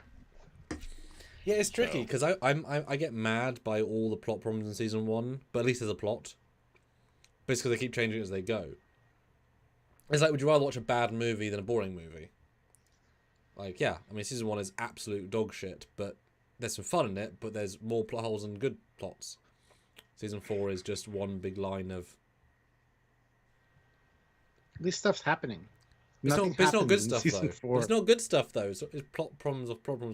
Well, there is good stuff, like magic that makes the Saints man go mad, like stuff like there's that. one very those good episodes. episode. Yes. Radar and space But Stewart that gets a cloaked ship from across the quadrant There's that they other can stuff detect. going on in season 1 that is at least something is happening as opposed to... Yeah. Because season 4 of Discovery is boring. Yes. And season 1 of Discovery is at least so good it's bad sometimes, or so bad that it's good. Yeah. Because it's fun to make fun of it. Yes, exactly. That's the last I'd entirely agree on. They're both trash in different ways. Yes. Well, yeah, for sure. And in fact, it is fun to watch the train wreck of, showrunners falling apart. This is a very cohesive season, but there's not enough in it. It's true. And it's interesting because I don't know why they couldn't have just said, we have not gone off story for 10 to 13, whatever. Let's just make 8. Like why do they have to make 13? Like, it's a pandemic. Just make less. If you can't fill it with good stuff, make less. Make it cheaper. Or for Discovery, do 10, but do the story with the DMA. Have that be 4 of them, and move on to another fucking story. Yeah. It's easy. Or like Enterprise, structure it as 3-episode movie versions. Yeah, so you have 3 exactly. big stories, Yes. and they can all be bottle shows. I mean, they've re-brought hope to the entire galaxy. Tell 5 fun movie scale stories in the galaxy. Yep. That would have been great. And then Enterprise did it already. It worked. It was really good. Yeah, that's the problem from Discovery season 4 and Picard season 2. It was a good story. They just stretched it out way too long, and as a result, it became boring and and didn't make any goddamn sense. So they needed to shrink it down. 3 to 4 episodes for each of those stories would have been ideal, because it would have maintained a good pace. I would have been interested. I would have stayed invested, but I've just tuned out so many times for both of these seasons. So that is right. Lipo, blah, blah, blah. They can't make less Paradon. because they would have to cancel subscriptions. Would be the end of the entire company, of course. Yeah, but then also if they make less, then they'd pay a lot less, which means the subscription wouldn't need the same money to bring in. I mean, you say that, but they're choosing to pay 120 million whatever for Discovery. Well, why don't they make 7 Discovery season 4 and then make 7 of something else? Redress the sets and do something else with different characters.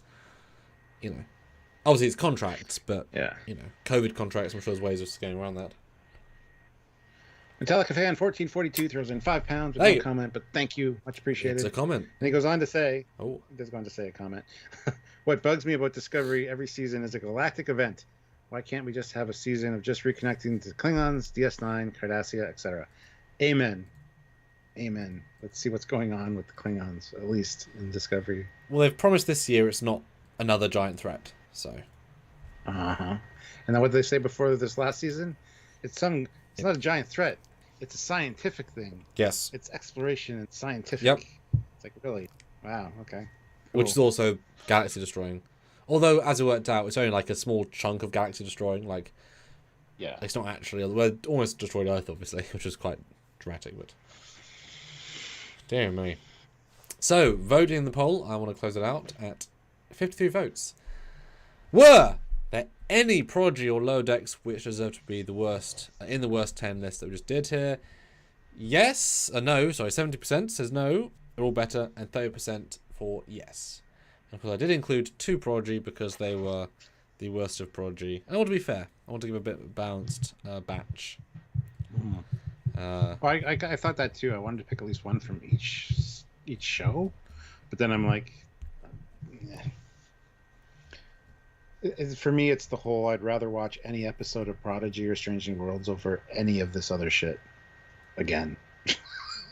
Even the Gorn episode, I'd rather watch honestly over any Discovery season 4 of Picard season. Well, except for episodes 1, 2, and 10 of Picard. Yeah, rewatchability is hard because if I only need to watch one thing once, I can't judge it as being less good a watch. Like if I get everything I want first time, I shouldn't judge rewatchability factor because I'm not really a huge rewatch person anyway. Yeah. And also, like you said, you can enjoy things for being bad. Like The Room is very rewatchable. It's terrible, but it's very rewatchable, which means it's great, but it's bad. So, you know what I mean? Like, bad things for rewatchability does not make them good, it means them rewatchable. It still makes them bad, just rewatchably bad. So, that's why I don't use rewatchability as a metric for myself, personally. Well, next time you come over to visit, we're rewatching Season 4 Discovery. Season 4? Both of us. I'm going to change it. Season 4? Season 4, yeah, I'm going to change it. Why, Stuart? Why would you do this to me? Why? No, don't. So you never come visit me ever again. Okay, right, well. That'll do it. No. No, what we should do is go back and rewatch Season 1, because that'll be fun. I mean, that's a drink. There's enough fun shit in Season 1 I would just love to chat with you about it. Well, it's like JJ09. It's like it's a shit film, but also it's a really fun film. Like, yeah, fucking concrete in the engineering room. Like it's nonsense, right? It's not nonsense. No, they don't have light sensitivity. Shut the fuck up. They don't have that. Yeah, no kidding. Like there's shit like that that's just broken. Make the Empire great again. Oh, shut the fuck up, you idiot. Like, don't do this shit, you know? Ugh. Armor's great, though. And that's the other thing about the Gorn episode that it was the reason it was my number 10. I didn't put it on, I didn't mention it. It's when Hammer died. It was an unnecessary death, I think, especially for a character we didn't even really know yet. He was in, 3 or 4 episodes in the entire season? And it's like, why are you killing him? So, yeah. Yeah. That's a great picture of the Gorn on that thumbnail, by the way. Yeah, I mean, you know, and it's not. And the irony being, Michael makes me gorny. Gorny for Sigourney. Over there. But the irony is, in this one situation, Michael Burnham there is not relaying to Michael Burnham himself, who was great this season. It's just Discovery. That's just a good picture of her for Discovery. Like Michael Burnham, season 1, one of the worst things of the show. Season 4, one of the best things of the show. So she was good as a captain. Yeah, made good choices. Good job. Like Jurati was a better thing in season 2 too, until she became this. Yeah. It was a real tricky one, Stuart. It was an event in our lives. This was a real event. It was a miserable day. That's what it was. This is torture, self-torture, self-inflicted torture, and then it was the build-up to doing this live that I didn't want to do because I hate being negative all the time. But it's done now. It is, and now we know, Stuart. So how many of the same do we have? Because we have quite a few similarity. Obviously I've got both in my. So we both have. Hit that like button if you haven't already, guys, and super chat in. We want to get. We're almost at a quarter. $2 away from a quarter. That's pretty close. So just for context sake, I have 4 Picard. I have 1 Discovery. I have 2 Prodigy and 2 Stranger Worlds, and then just Discovery. Okay. So overall it's Picard. You have 2, 3, 4, 5, 6. You have 6 Picard. You have 5 in a row. 6 Picard, 3 Discovery, and 1 Stranger Worlds. Yeah. The Stranger Worlds I didn't even want to put in, but... Yeah, the Gorn's pretty horrendous. God, 6, 5, 4, 3, 2, all Picard. Oof. Yeah. So in ordering of worstness, you have episode 7, 5, 8, 9, 4. All the middle. Yeah. So 4, 5, 8, and 9. So you missed 6. You like 6. 6 is okay. But 4, 5, 7, 8, and 9 you think are trash. What is 6? Oh no, 6 is earlier. No, hold on, I'm wrong because that's okay. Sorry. You do 4, 5, 6, 7, 8, and 9. So you do actually have episodes 4 to 9 Yeah. of Picard are your worst of the season. 4 to 9. And I even said episode 1 and 2 are good. I enjoyed episode 10, but I also kind of enjoyed episode 3 when I took a skim through it because they escaped it's a time travel. So at least the first part's interesting. And getting to the past is like, okay, this could be interesting if they're only here for one episode. And then it just stayed in See, with me the past. with me intercutting, I didn't quite catch that as what you were laying down because we were back and forthing and I was varying so much. Gosh, all of the middle. That wasn't planned. That wasn't planned either. Basically that is the entire modern arc of Picard. Yep. That's what you're saying. Everything in the modern arc is the worst thing of the year. God damn, that's incredible.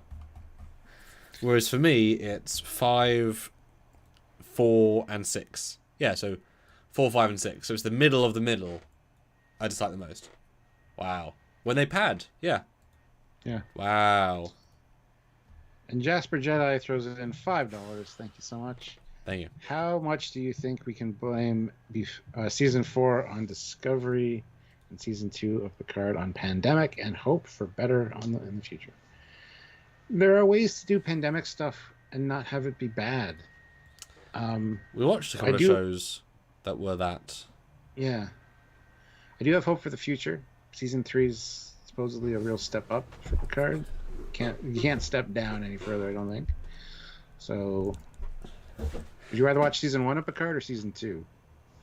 Season 1, I think, is... Well, it's the same problem. Season 2 has a lot of its rough character edges. Like, Picard's better, Seven's better, Raffi's better. Like, those things are all better, but there's more shitty story stuff going on. It's a drag versus an insult. Would I rather be punched in the face or stared at with dead eyes for 2 hours? One's quick. Oh, punched in the face repeatedly, I suppose. One is lots of sharp pain. Other is dull sadness. But it's sad to see Patrick be mistreated so much, and Seven be mistreated so much, and the Borg be mistreated so much, and the Romulans be done so shit, and the incestuous.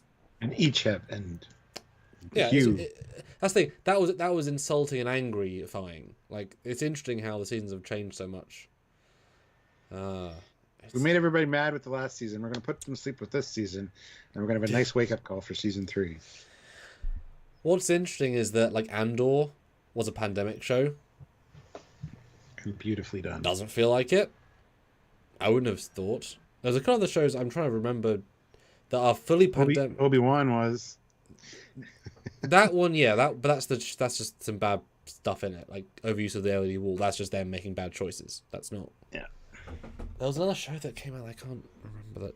You can't. Oh, Doctor Who. The last two, you can't really tell. They're not good, but you can't tell a pandemic. They don't really think about that. The pandemic's not an excuse for bad writing. It should be better writing, because people are confined in their house. They can write. Well, that's what they said. They told us that we spent 6 months on the Picard scripts. That's why we're like, yes, they're finally better. Like, they had more time to write them, and yet. Yeah. Oy. Next year, though, Stranger World Season 2. Picard Season 3. Lower Deck Season 5. 4. Season 4. Yeah. Who cares about Discovery? No one cares. We don't care. And Prodigy Season 2. Hopefully, yeah. And something else? No. Picard stopped now. No. Oh, Mandalorian Season 3. Yes. Fair enough. And all Season 2, I suppose. Maybe, yeah. No, the flux is you can vaguely sense, but there's still a lot of stuff that would that doesn't feel pandemic-y. It's somewhat, but it's, compared to these, I would say it's more successful. They had more time to write, and they did, and write. That's the problem. I think a lot of it might have been a good story, and they tried reworking it, and the rewrites murdered it. Let's make this an interesting plot point. Let's try to include this. Let's do this. And let's not even use correct time travel logic, like the basic of time travel logic. Let's just throw that out and do our own version, which entirely breaks other stuff. Great, good, smart. Well, we want to try something different with time travel. And it didn't work. So, try and you failed. Oh, Really? It's in man, 2024. Oh, wasn't actually.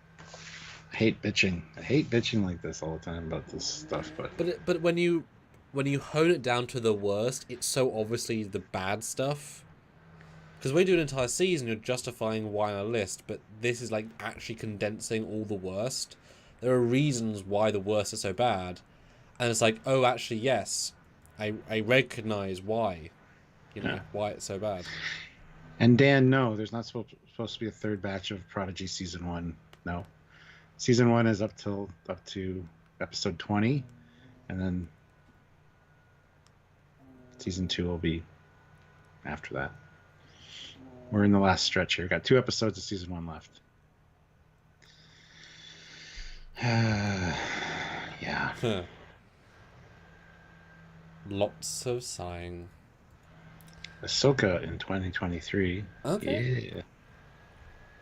But this was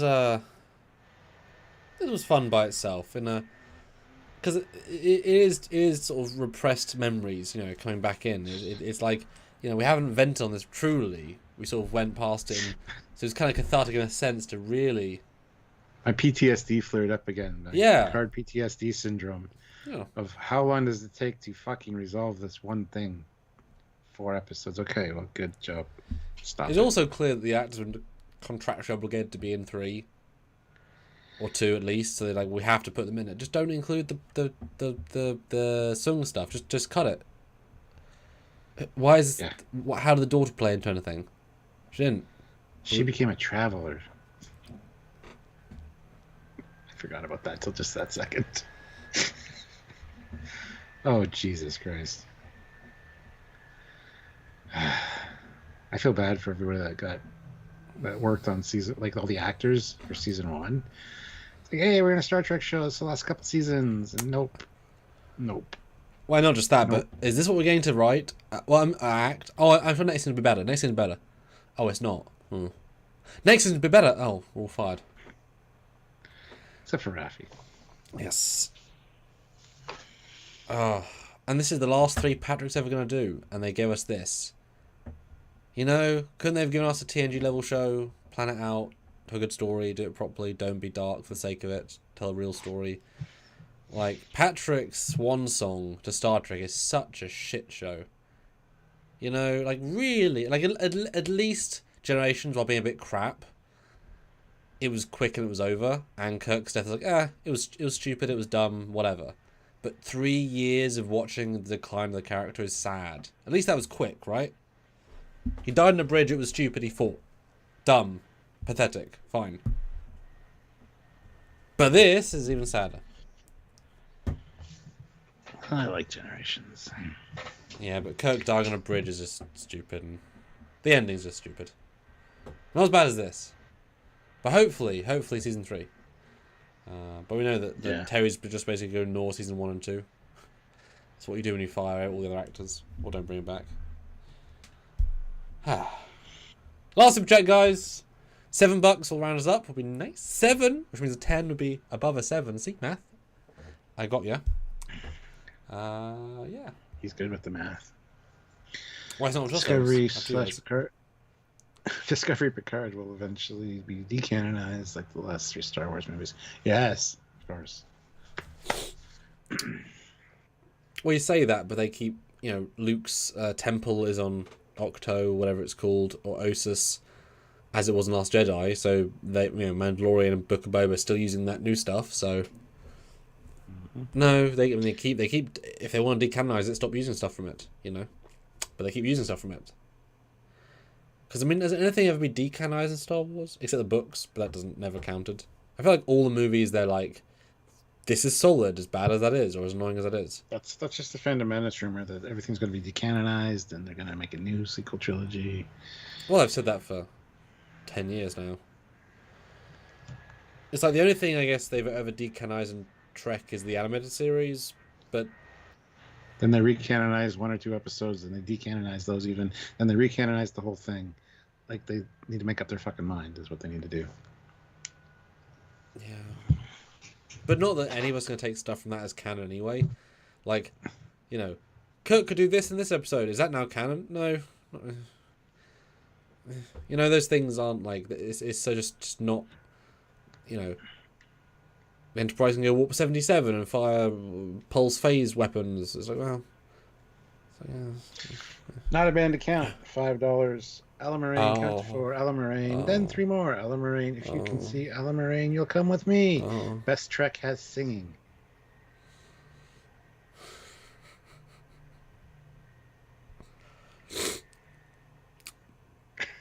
You know, it was funny. I held my tongue, as I'm sure you noticed, when Nick was on. We were saying he thought DS9 Season 1 was great.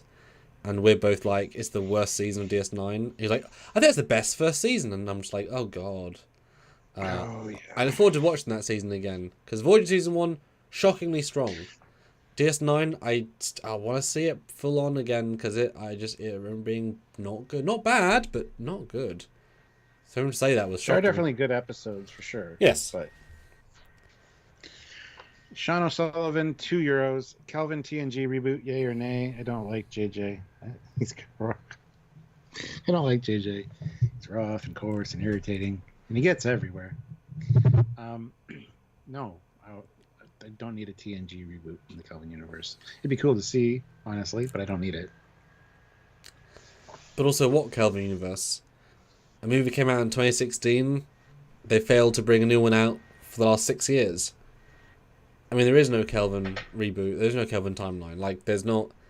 There was 3 films that zeitgeisted at the time, then they went away. They left no impact on society. They left no impact on canon, really. And... But there's a Kelvin guy in Discovery. He was wearing TNG, yes. I know. Like, if he was wearing I was going to say, there's your TNG. Yeah. Kelvin shit Well, yeah. right there. Like, if he was wearing a Kelvin uniform, that'd be kind of cool. But it's, you know, you are right, of course, but, like, it hasn't been made for so many years. If there was a real interest, a real want to make it, they would have. You know what I mean? Yeah. Like, it hasn't been for all the reasons. And, I mean, you know, Chris Pine looks old now. Like, he went from being young man to old man in 10 years. I mean, I guess he looked younger than he was in the first film. I'd be happy to have him back for a 4th film in the Monster Maroons. Yeah, because he now could play old Kirk. Like, and the Enterprise A could be old, and, you know, it's kind of at the end of its life, and that'd be kind of neat. Yeah. Sergeant Roadkill, £10. Happy Christmas. Thank you so much. Same to you.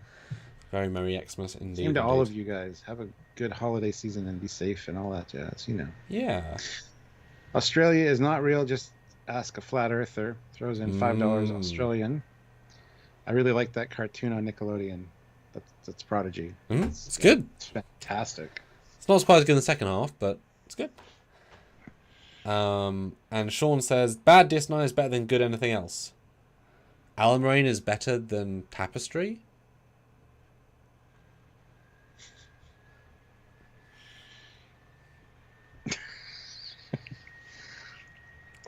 I think everybody's... Yes, I think he's got into the eggnog at least. Yes. The thing is, all the bad Treks are bad Treks. Like, you know, bad TNG is bad. There's just not much bad. Bad TNG. Bad. Yeah. Dear me.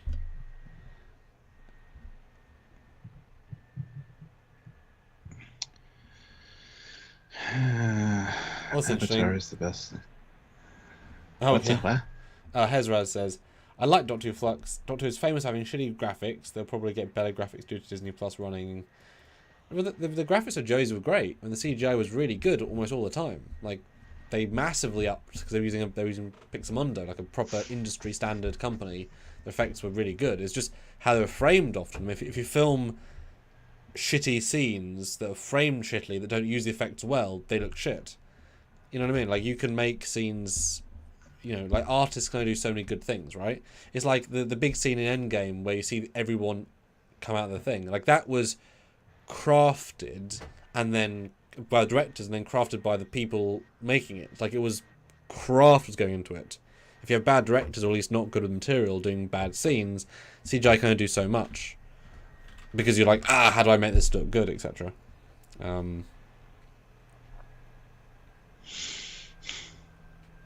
Yeah. Pumpkin spice. I mean, they want to bring it back, I think, but they just keep dropping the ball. So Move along home is better than you remember. It's so much a joke. They made a joke in their own documentary saying we're sorry for it. That they know how bad it was. That's because the song is all that anybody remembers. Yeah, but the sets as well. The story around the song isn't that bad. It was the sets. When you rewatch it, it's better than you remember. He is correct, but it's not good. So yeah, I just remember the sets feeling cheap, and the art design being a bit naff. And the pacing was bad, but I like the makeup of the guys. Like it's this episode. The concept's good, just the execution is not good. Like it's a high concept story with. Quark is great in that episode, though. Yeah, when he knows that he's playing for their lives. I remember that scene. Yeah, his acting's fantastic in that episode. So there is good stuff in that episode. Yeah, sure. Yeah. But it's hard to make a whole because it's like the episode's modern day when the episode is to pad time. It feels like they're padding time. When they are trying to make a children's game in live action, if it looks too much like a childish game, it looks cheap and shit. But that might be intentional, so there's that fine line of do they actually recreate something that, you know what I mean? It's a difficult balance. As people would say, if you recreate TOS perfectly with the wood grain and everything, it would look like look cheap. Fine. That's why you don't do it perfectly. You do it as a, clever whatnot. And S1 Noir, is Tarantino's Star Trek movie still a thing? I just saw it listed in 2023 on a German cinema website. No, it is absolutely not a thing. It never was. He said he liked Star Trek and wouldn't mind making a movie, and that became, Tarantino's making a Star Trek movie. Isn't that cool? No. Listen to the interview. That's not what he said. Well, he did go on and write like a treatment. It was going to be the gun fighting one, I believe, with the Red Sky. I think it was based on that episode from TOS. The Western. Yeah. It was either that or it was Yes Enterprise. Either one, I think. But that hasn't been a thing for like 3 years. I mean, that's years. Which is funny because if he had said yes, it would have been made by now. Like if a guy like that actually said yes, I'm doing it, the studio will say, okay, here's money / fund it yourself. And if any of the big directors said I want to make the Star Trek film and they came to a studio, they're probably going to let them do it. Yeah. It's kind of We need a sad. James Cameron Star Trek film is what we need. I was going to say, yeah. Literally, I was going to say. I know. Someone with that strength. I had this discussion yesterday about James Cameron. He's a good director. Because there are only so many directors nowadays, or like the Ridley Scott. If he said, I want to make a Star Trek movie, like, they would say, okay. Like, there's no discussion need to be had, There's not that many directors that can do that. Like, JJ, he sort of has that power, but he's not as legendary, and his record is far more all over the place. There's a lot of hits and misses on his resume. Good tea, nice house, $5. With the writing for Discovery being god-awful in Season 4, I wouldn't be surprised if all episodes 1 through 10 made it. Your list yesterday was spot on. Aw, thank you, guys. That's awesome. Thanks. And Sci-Fi Science Interest throws in £5. Thank you. The worst episode was the Star Trek Prodigy Borg episode. Sleeping Borgs Lie. The best episodes have been on Lower Decks. The episode that is great is the one with the holo novel.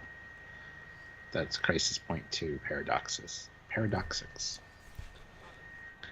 Yeah, I mean, the Borg one did cross my mind, but it's again just It crossed my mind too, funny enough. But it's mediocre, not bad. Like, that's the line. Yeah.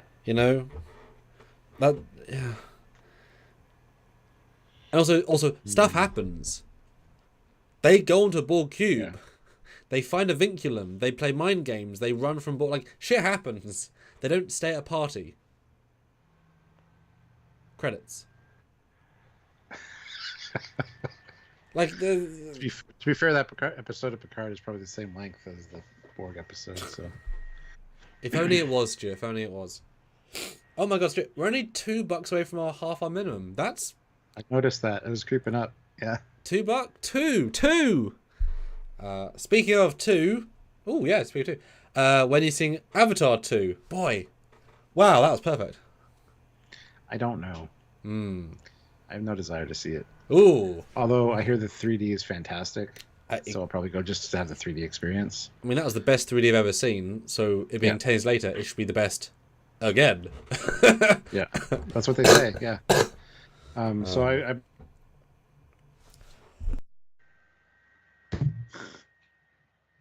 sadly don't care.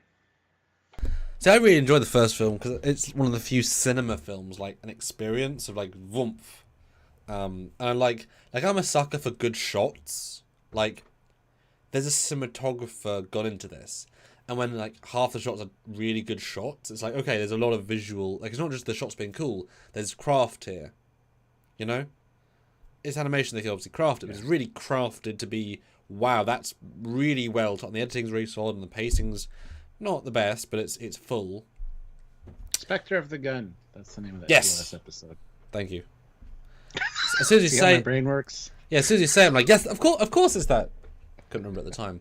No, Avatar 2 is funny because I really want to see it, but it's like a appointment sort of thing. It's not a film you go and see. It's like I have to book 3 hours out of my day, be fully fed, don't have to pee, sit down, be in the right frame of mind, commit to it's a thing I've got to go do, right? And once I'm there, the thing that shoots you in the air, put the things down, hold on, just experience it. But I can't just go see it tomorrow. Got Christmas, got Marie here. Like, I've got to make some time. Dad also wants to go see it, and he said, "Oh, we should see it soon." I said, "It'll be in cinemas till like March. Like that, it's not going to be pulled from cinemas. Like the first one was in cinema for like 6 months. It was astounding because it's why take it out? It was good, right? It's the best way of seeing it. Yeah. I don't want it spoiled, but the story's not really the important thing. It's not, absolutely not that case, no. It's like how you feel while watching the story. You know? Like the pulling you into the world is what... The first film, the story is just the other film. Like, it's a story as old as time. You relate to it. It's very easy. But when you're there living it, it hits you. It's the experience factor.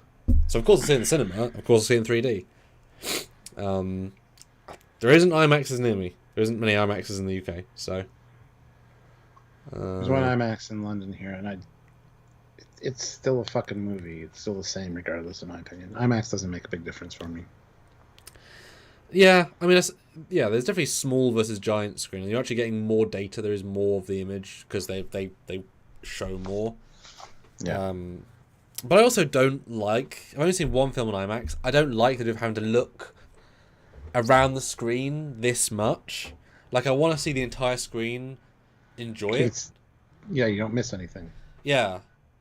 Like, this is not rewarding to me. Let's look at Natiri. Oh, where's Jake? Yeah. Why are they down there? It's that big a screen. Let's not... Yeah. Yeah. Good tea, nice house, Rosen, $2. And says a toonie for your thoughts. Oh, thank you. Boom. Yes.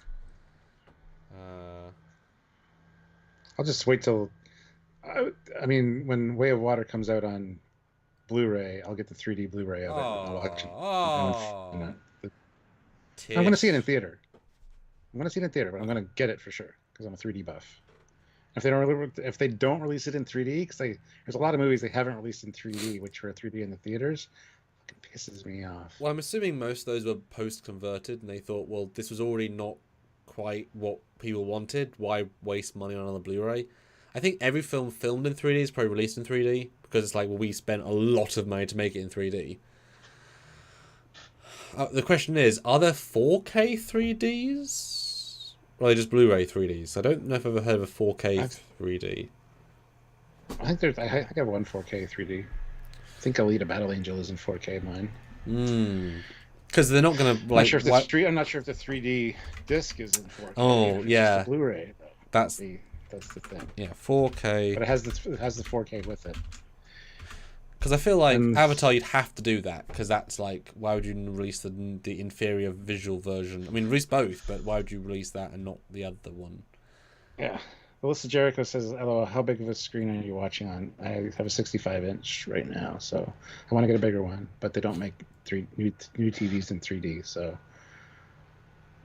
I have to get a projector that can do 3D, and then I'll have when I move everything down to the basement, I'll have a big pull-down screen, have like a huge 180-inch projector thing.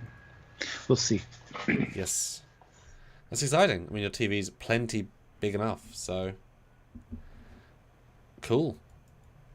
They don't really make 3D discs anymore since TVs don't have that tech. I know. Yeah, that's the problem.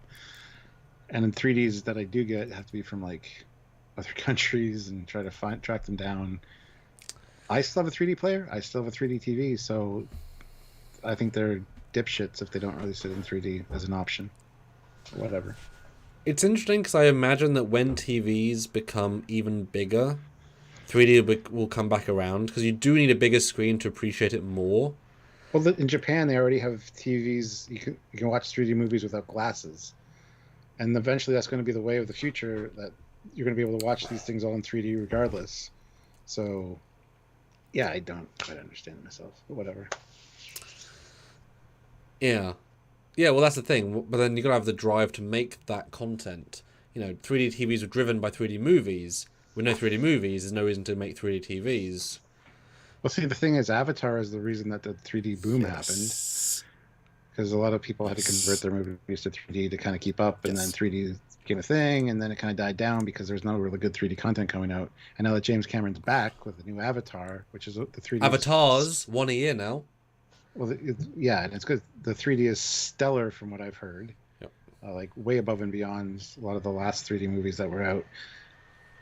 Maybe there's going to be another boom in 3D again. And all of a sudden, new 3D TVs are going to come back. I would love that. Because if Jim Cameron says, make my 3D discs, and they're like, but sir, only 1% of people have them. Make them. I'll phone Panasonic. They will have a custom deal with us. They'll make 3D Blu-ray players. And then people buy them because they're now 4K Blu-ray players that play 3D. And now people buy them, and now there's a market. Because I don't know how you could make better 3D than Avatar 1. So I'm really intrigued to see what is even better Prometheus. 3D. The movie Prometheus, well, people are kind of divided on that, but that in 3D is fantastic as well. There are some really good 3D movies. Better than Avatar? No. Meeting that level? Yes, a few of them do. I'm sure when you got vistas, like different sorts of vistas, you're like, I enjoy seeing in 3D. Oh, yeah. Prometheus, I'm sure some of the vistas look incredible. Prometheus, like the holographic displays in 3D are fucking great. Yeah. So, yeah. But, like, what is better 3D than I would consider... What is better? Like, clearer? I don't know, but better... I'm intrigued. Well, then the problem is hold on. Sci-fi science interest throws in 2 pounds. Shaka when smacking the like button as well. Yeah. Funny. The problem with 3D is there's passive matrix and active matrix. Yeah. And in the theater, it's passive matrix. They're just the regular glasses. Yeah. And they divide the resolution between the lenses. So you're actually seeing half the resolution per eye. Whereas I have active matrix, which have the batteries in them, which gives you full resolution in each eye, which is a better 3D viewing experience. But to have powered glasses in the theater isn't practical. Well, that's why IMAX presumably is the best way to go, because you're getting a better resolution image, which means you're getting a better resolution experience. Yeah. Because was it Avatar that also made cinemas swap to 4K projectors as well? Because I think that was a George Lucas thing. Because I think that was around the time of the Phantom Menace. Later than that. No, later than that. It wasn't 2001. Because I remember I was surprised when I saw in my hometown, like, this in 4K. Like, it was a selling point. I'm like, hasn't it always been? Like, no. It's like, oh. Okay. And now obviously it's always. So at least you're seeing a HD version of an image. And some of the Transformers movies, yeah, they were fucking great in 3D. Absolutely, yeah. Michael Bay is another good one for 3D. 2012. No, that's different. No, I don't. In cinemas. I know THX sound was introduced in all theaters because of George Lucas. Because depending on the theater that the movies were shown in, the sound quality was shit. So he created THX and introduce it in the theaters. So 2011, they started having things, but it wasn't until 2019 that most films are being finished in 4K. Otherwise, they were lying. Yeah. But I mean, you know, it's still a crisper projection potentially. And apparently, Avatar: The Way of Water is 60 frames per second as well. 60? Why do you have Yep. 60? I don't know. So I watched a review on it like last night, and they're saying it's at 60 frames a second with the 3D. It's like incredible. So they skipped 20. They skipped the 48 craze. I say craze as in, let's do this. Everyone hated it. Never again. James Cameron, don't question him. Well, I mean, 60 makes more sense than 24 in my opinion. But I like cinematic vibe. I don't want 60. I mean, I might see it. I mean, they may see both because they're seeing it differently. Because unlike other films, like they presumably rendered it at both frame rates, they wouldn't have compressed it or swapped it. They'd render the film twice. Because you can't convert between the two. That's not how that works, really. Interesting. Oh, well, that's why when you get a new TV, you got to turn off the interlace in your whatever, because the smoothing, because movies aren't made to be seen like that. And every time I go to a friend's house and they got it on, it's like, this is fucking awful. Everything looks like a soap opera. Everything looks like shit. Turn it off. Yeah, two things. Mr. Jericho says 4K isn't better than 30mm, 35mm film. Well, 35mm is tricky because, yes, it has more than 4K data, but almost all that data is grain. And the older films, the grain is what you get in the later data path. A crisp 4K looks better than a grainy 35mm easily. A crisp 35mm obviously looks better than a grainy 4K, but you know, if you use them both properly, they both are incredible. It's kind of situational because a lot of the old 35 look bad because of how it's filmed. That's just situational, etc. And Sean says 3D is overrated and adds nothing to the film. Added a ton to Avatar. A ton. Like, and I love just 3D. 3D and VR is my jam. I don't know why. Tangerine Star 26 throws in £2. Avatar 2 is optimized for IMAX 3D. It's the only way. Okay, well then I'll watch it in IMAX. I will make the trip out there. The other side of the city, which fucking 40-minute drive or whatever. Jesus. Oh, the city's awful for getting from one end of the city to the. I can get to the nearest town, St. Thomas, in 20 minutes. I can't get the other end At of the that city. point, isn't it worth just driving to the edge and going around? Wouldn't that be quicker? No, because it's about the same time to do that. But wouldn't it be an easier drive to just keep driving? I know you hate stopping and starting. More relaxing. Yeah, could be. Okay. Nearest IMAX to me, I don't know.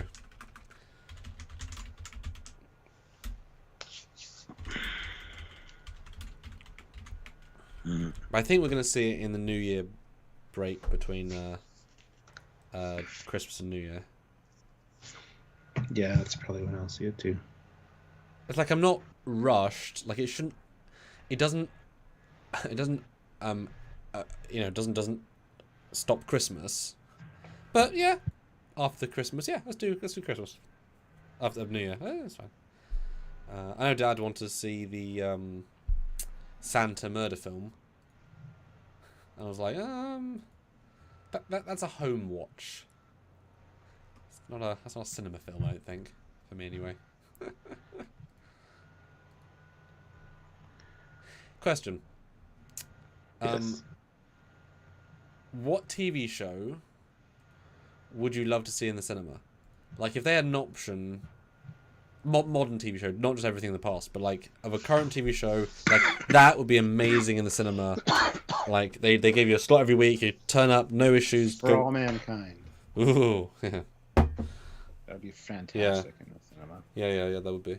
I mean, Game of Thrones, something like that would be probably pretty good. I mean, Lord of the Rings, I haven't seen it, but I think that'd be pretty epic. Stranger Things. I was about to say.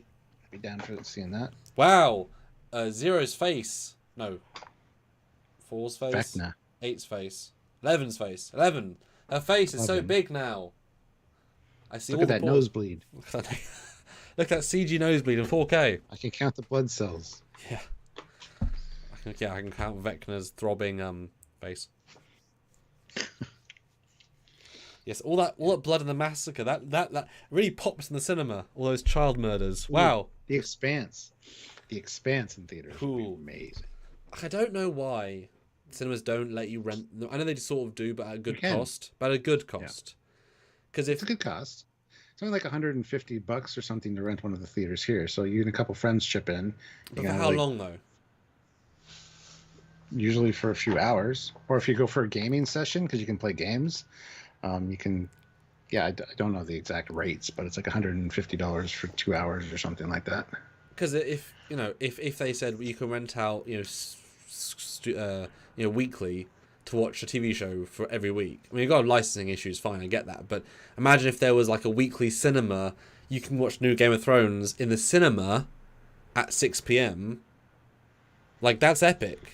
I might actively make a choice of going to go watch it in the cinema. Like, why isn't that a thing? It's only 1 hour a week.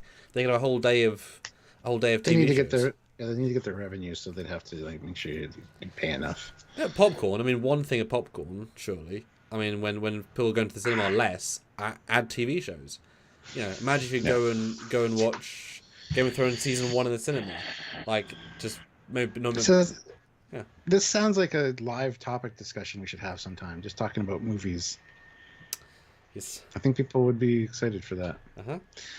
Sci-fi science interest, £2. More money for the Corona Beer Fund, Captain. Actually, I want to buy some Corona and get some Di-Serona because apparently you mix Di-Serona with Corona and you get Dr. Pepper. I've heard this. Everybody's been confirming it, and I need to try this. So, and Tangerine Star 26, £2. For All Mankind is amazing, so original and clever. Yes, it's fantastic. I look forward to seeing it originally. Dan Ben, Doctor Who's 50th was shown in some cinemas. Yes, it was a one-time cinema across the world, and I was there. I just managed to get tickets in a less than ideal spot, and it felt like a movie. I watched it in the movie, so it was great. The audience was entirely full, 100% packed, lots of costumes. It was a really, really good experience, and it was in 3D. So I saw it in a unique way, and it was great, really good. Yeah, to not be disappointed was amazing because I thought, how could they achieve this? And Pumpkin Spice says, I always get a good meal at a restaurant instead of paying $10 plus for soda and popcorn. Don't do that. That's going to put your movie theaters out of business. They make no money on their ticket sales. Ticket sales all go towards the studio, pretty much. I have no problem overpaying for soda and popcorn because it keeps the theaters open, and that's where they make their money. I want the theaters to stay open. Don't do that. Yeah, I get the logic, but it feels somewhat insulting. It is, but they have to make money, and I have no problem with that. It's almost like in America, it's like you saying, oh, rather than tipping the waitress, I just leave as soon as I finished. Like they need that money to live, and you're actively avoiding it by leaving early. Yeah. Whereas we pay our bill properly. Yeah. So for me, because what happened in the UK about 6 years ago is they halved the price of all tickets to £5, which is nothing, but everything else is the same cost. So I then felt, in a good way, I can now afford popcorn, which is £5. So I can now buy popcorn and a cinema for the same price of a ticket previously, which I would never get popcorn. So therefore I did, most times. So now the cinema made double as much. I mean, for £5 is amazing for a ticket, of course. We went way more often because it felt inexpensive then. For here, it's like $14 to $18 for a ticket, and then for a combo of popcorn, like 2 large popcorns, 2 large drinks, and 2 bags of. That is a lot of stuff. In fairness, that is a lot. Chocolate or gummies. It's like $30 for that combo. Yeah. So $15 a person for snacks, essentially. That's not bad. That's $30 a person for the ticket and the snacks. $30 a person to go to the movies. That's not too bad. Although, why would you get a large yourself? Surely a large is a sharing platter. Fuck no. You get large Huge each. ass bag of popcorn, and they also are refillable. Jesus so when you're Christ. leaving, you just refill it with popcorn. You take the popcorn home. Oh my god. Yeah, me and Marie get 1 large popcorn and 1 drink for both of us, and that's more than enough. We never finish popcorn. We try to, but that's more than enough. Jesus. Which is great. Yeah, we spend £30 between us, and that's perfect. No, less than that. Yeah, £28. Yeah, and I'll be honest, cinema Coke is always good. For whatever reason, it's always good Coke. It is. Yeah, fountain Coke's always good. Yeah, I've had Coke at restaurants that are that's weak. It's not a metric Well- to judge the universe by, but I'm always satisfied by the drink I get in a cinema. Yeah, exactly. Yeah. Anyway, I think we're done. Yes. We've got over half of our It's good. minimum, so that's pretty good. So thank you guys. And if we don't see you before, have a good Christmas. We'll see you on Yes. Friday for the Yes. review, obviously. Yes. And you'll see me Thursday night. Yes. You might see me tomorrow night Ooh. as well. I might do one Oh. tomorrow and maybe Thursday night. We'll see. Jeez. But yeah, I'm tempted to ask Marie if she'll do a drunk cards with me between the Christmas and New Year, because she'll be here, but there's a confusion about who's doing what where. But maybe. So you might see Marie, which would be nice. She'll have less to talk about than the average person would bring on, but getting us drunk. I mean, you got Stuart and Sylvia drunk, so get us drunk. For Do it. science. I'll tune in. Oh, you're super chat to get us drunk, eh? Yep. It's like from Trekyards, $100. Marie, drink. It's like, you fucker, Stuart. You piece of shit. You're actually burning money just to make Marie drink. Great. What a boss move. Boss move. Well, if I was there, I'd buy her drinks. So. It's true. Same thing. But thanks everyone. Half minimum is good. You've certainly encouraged us to think more positive at the end here after our descent into darkness. If you like this artifact, super thanks, and we'll see you real soon. Until then, here's Catherine Foley. He is.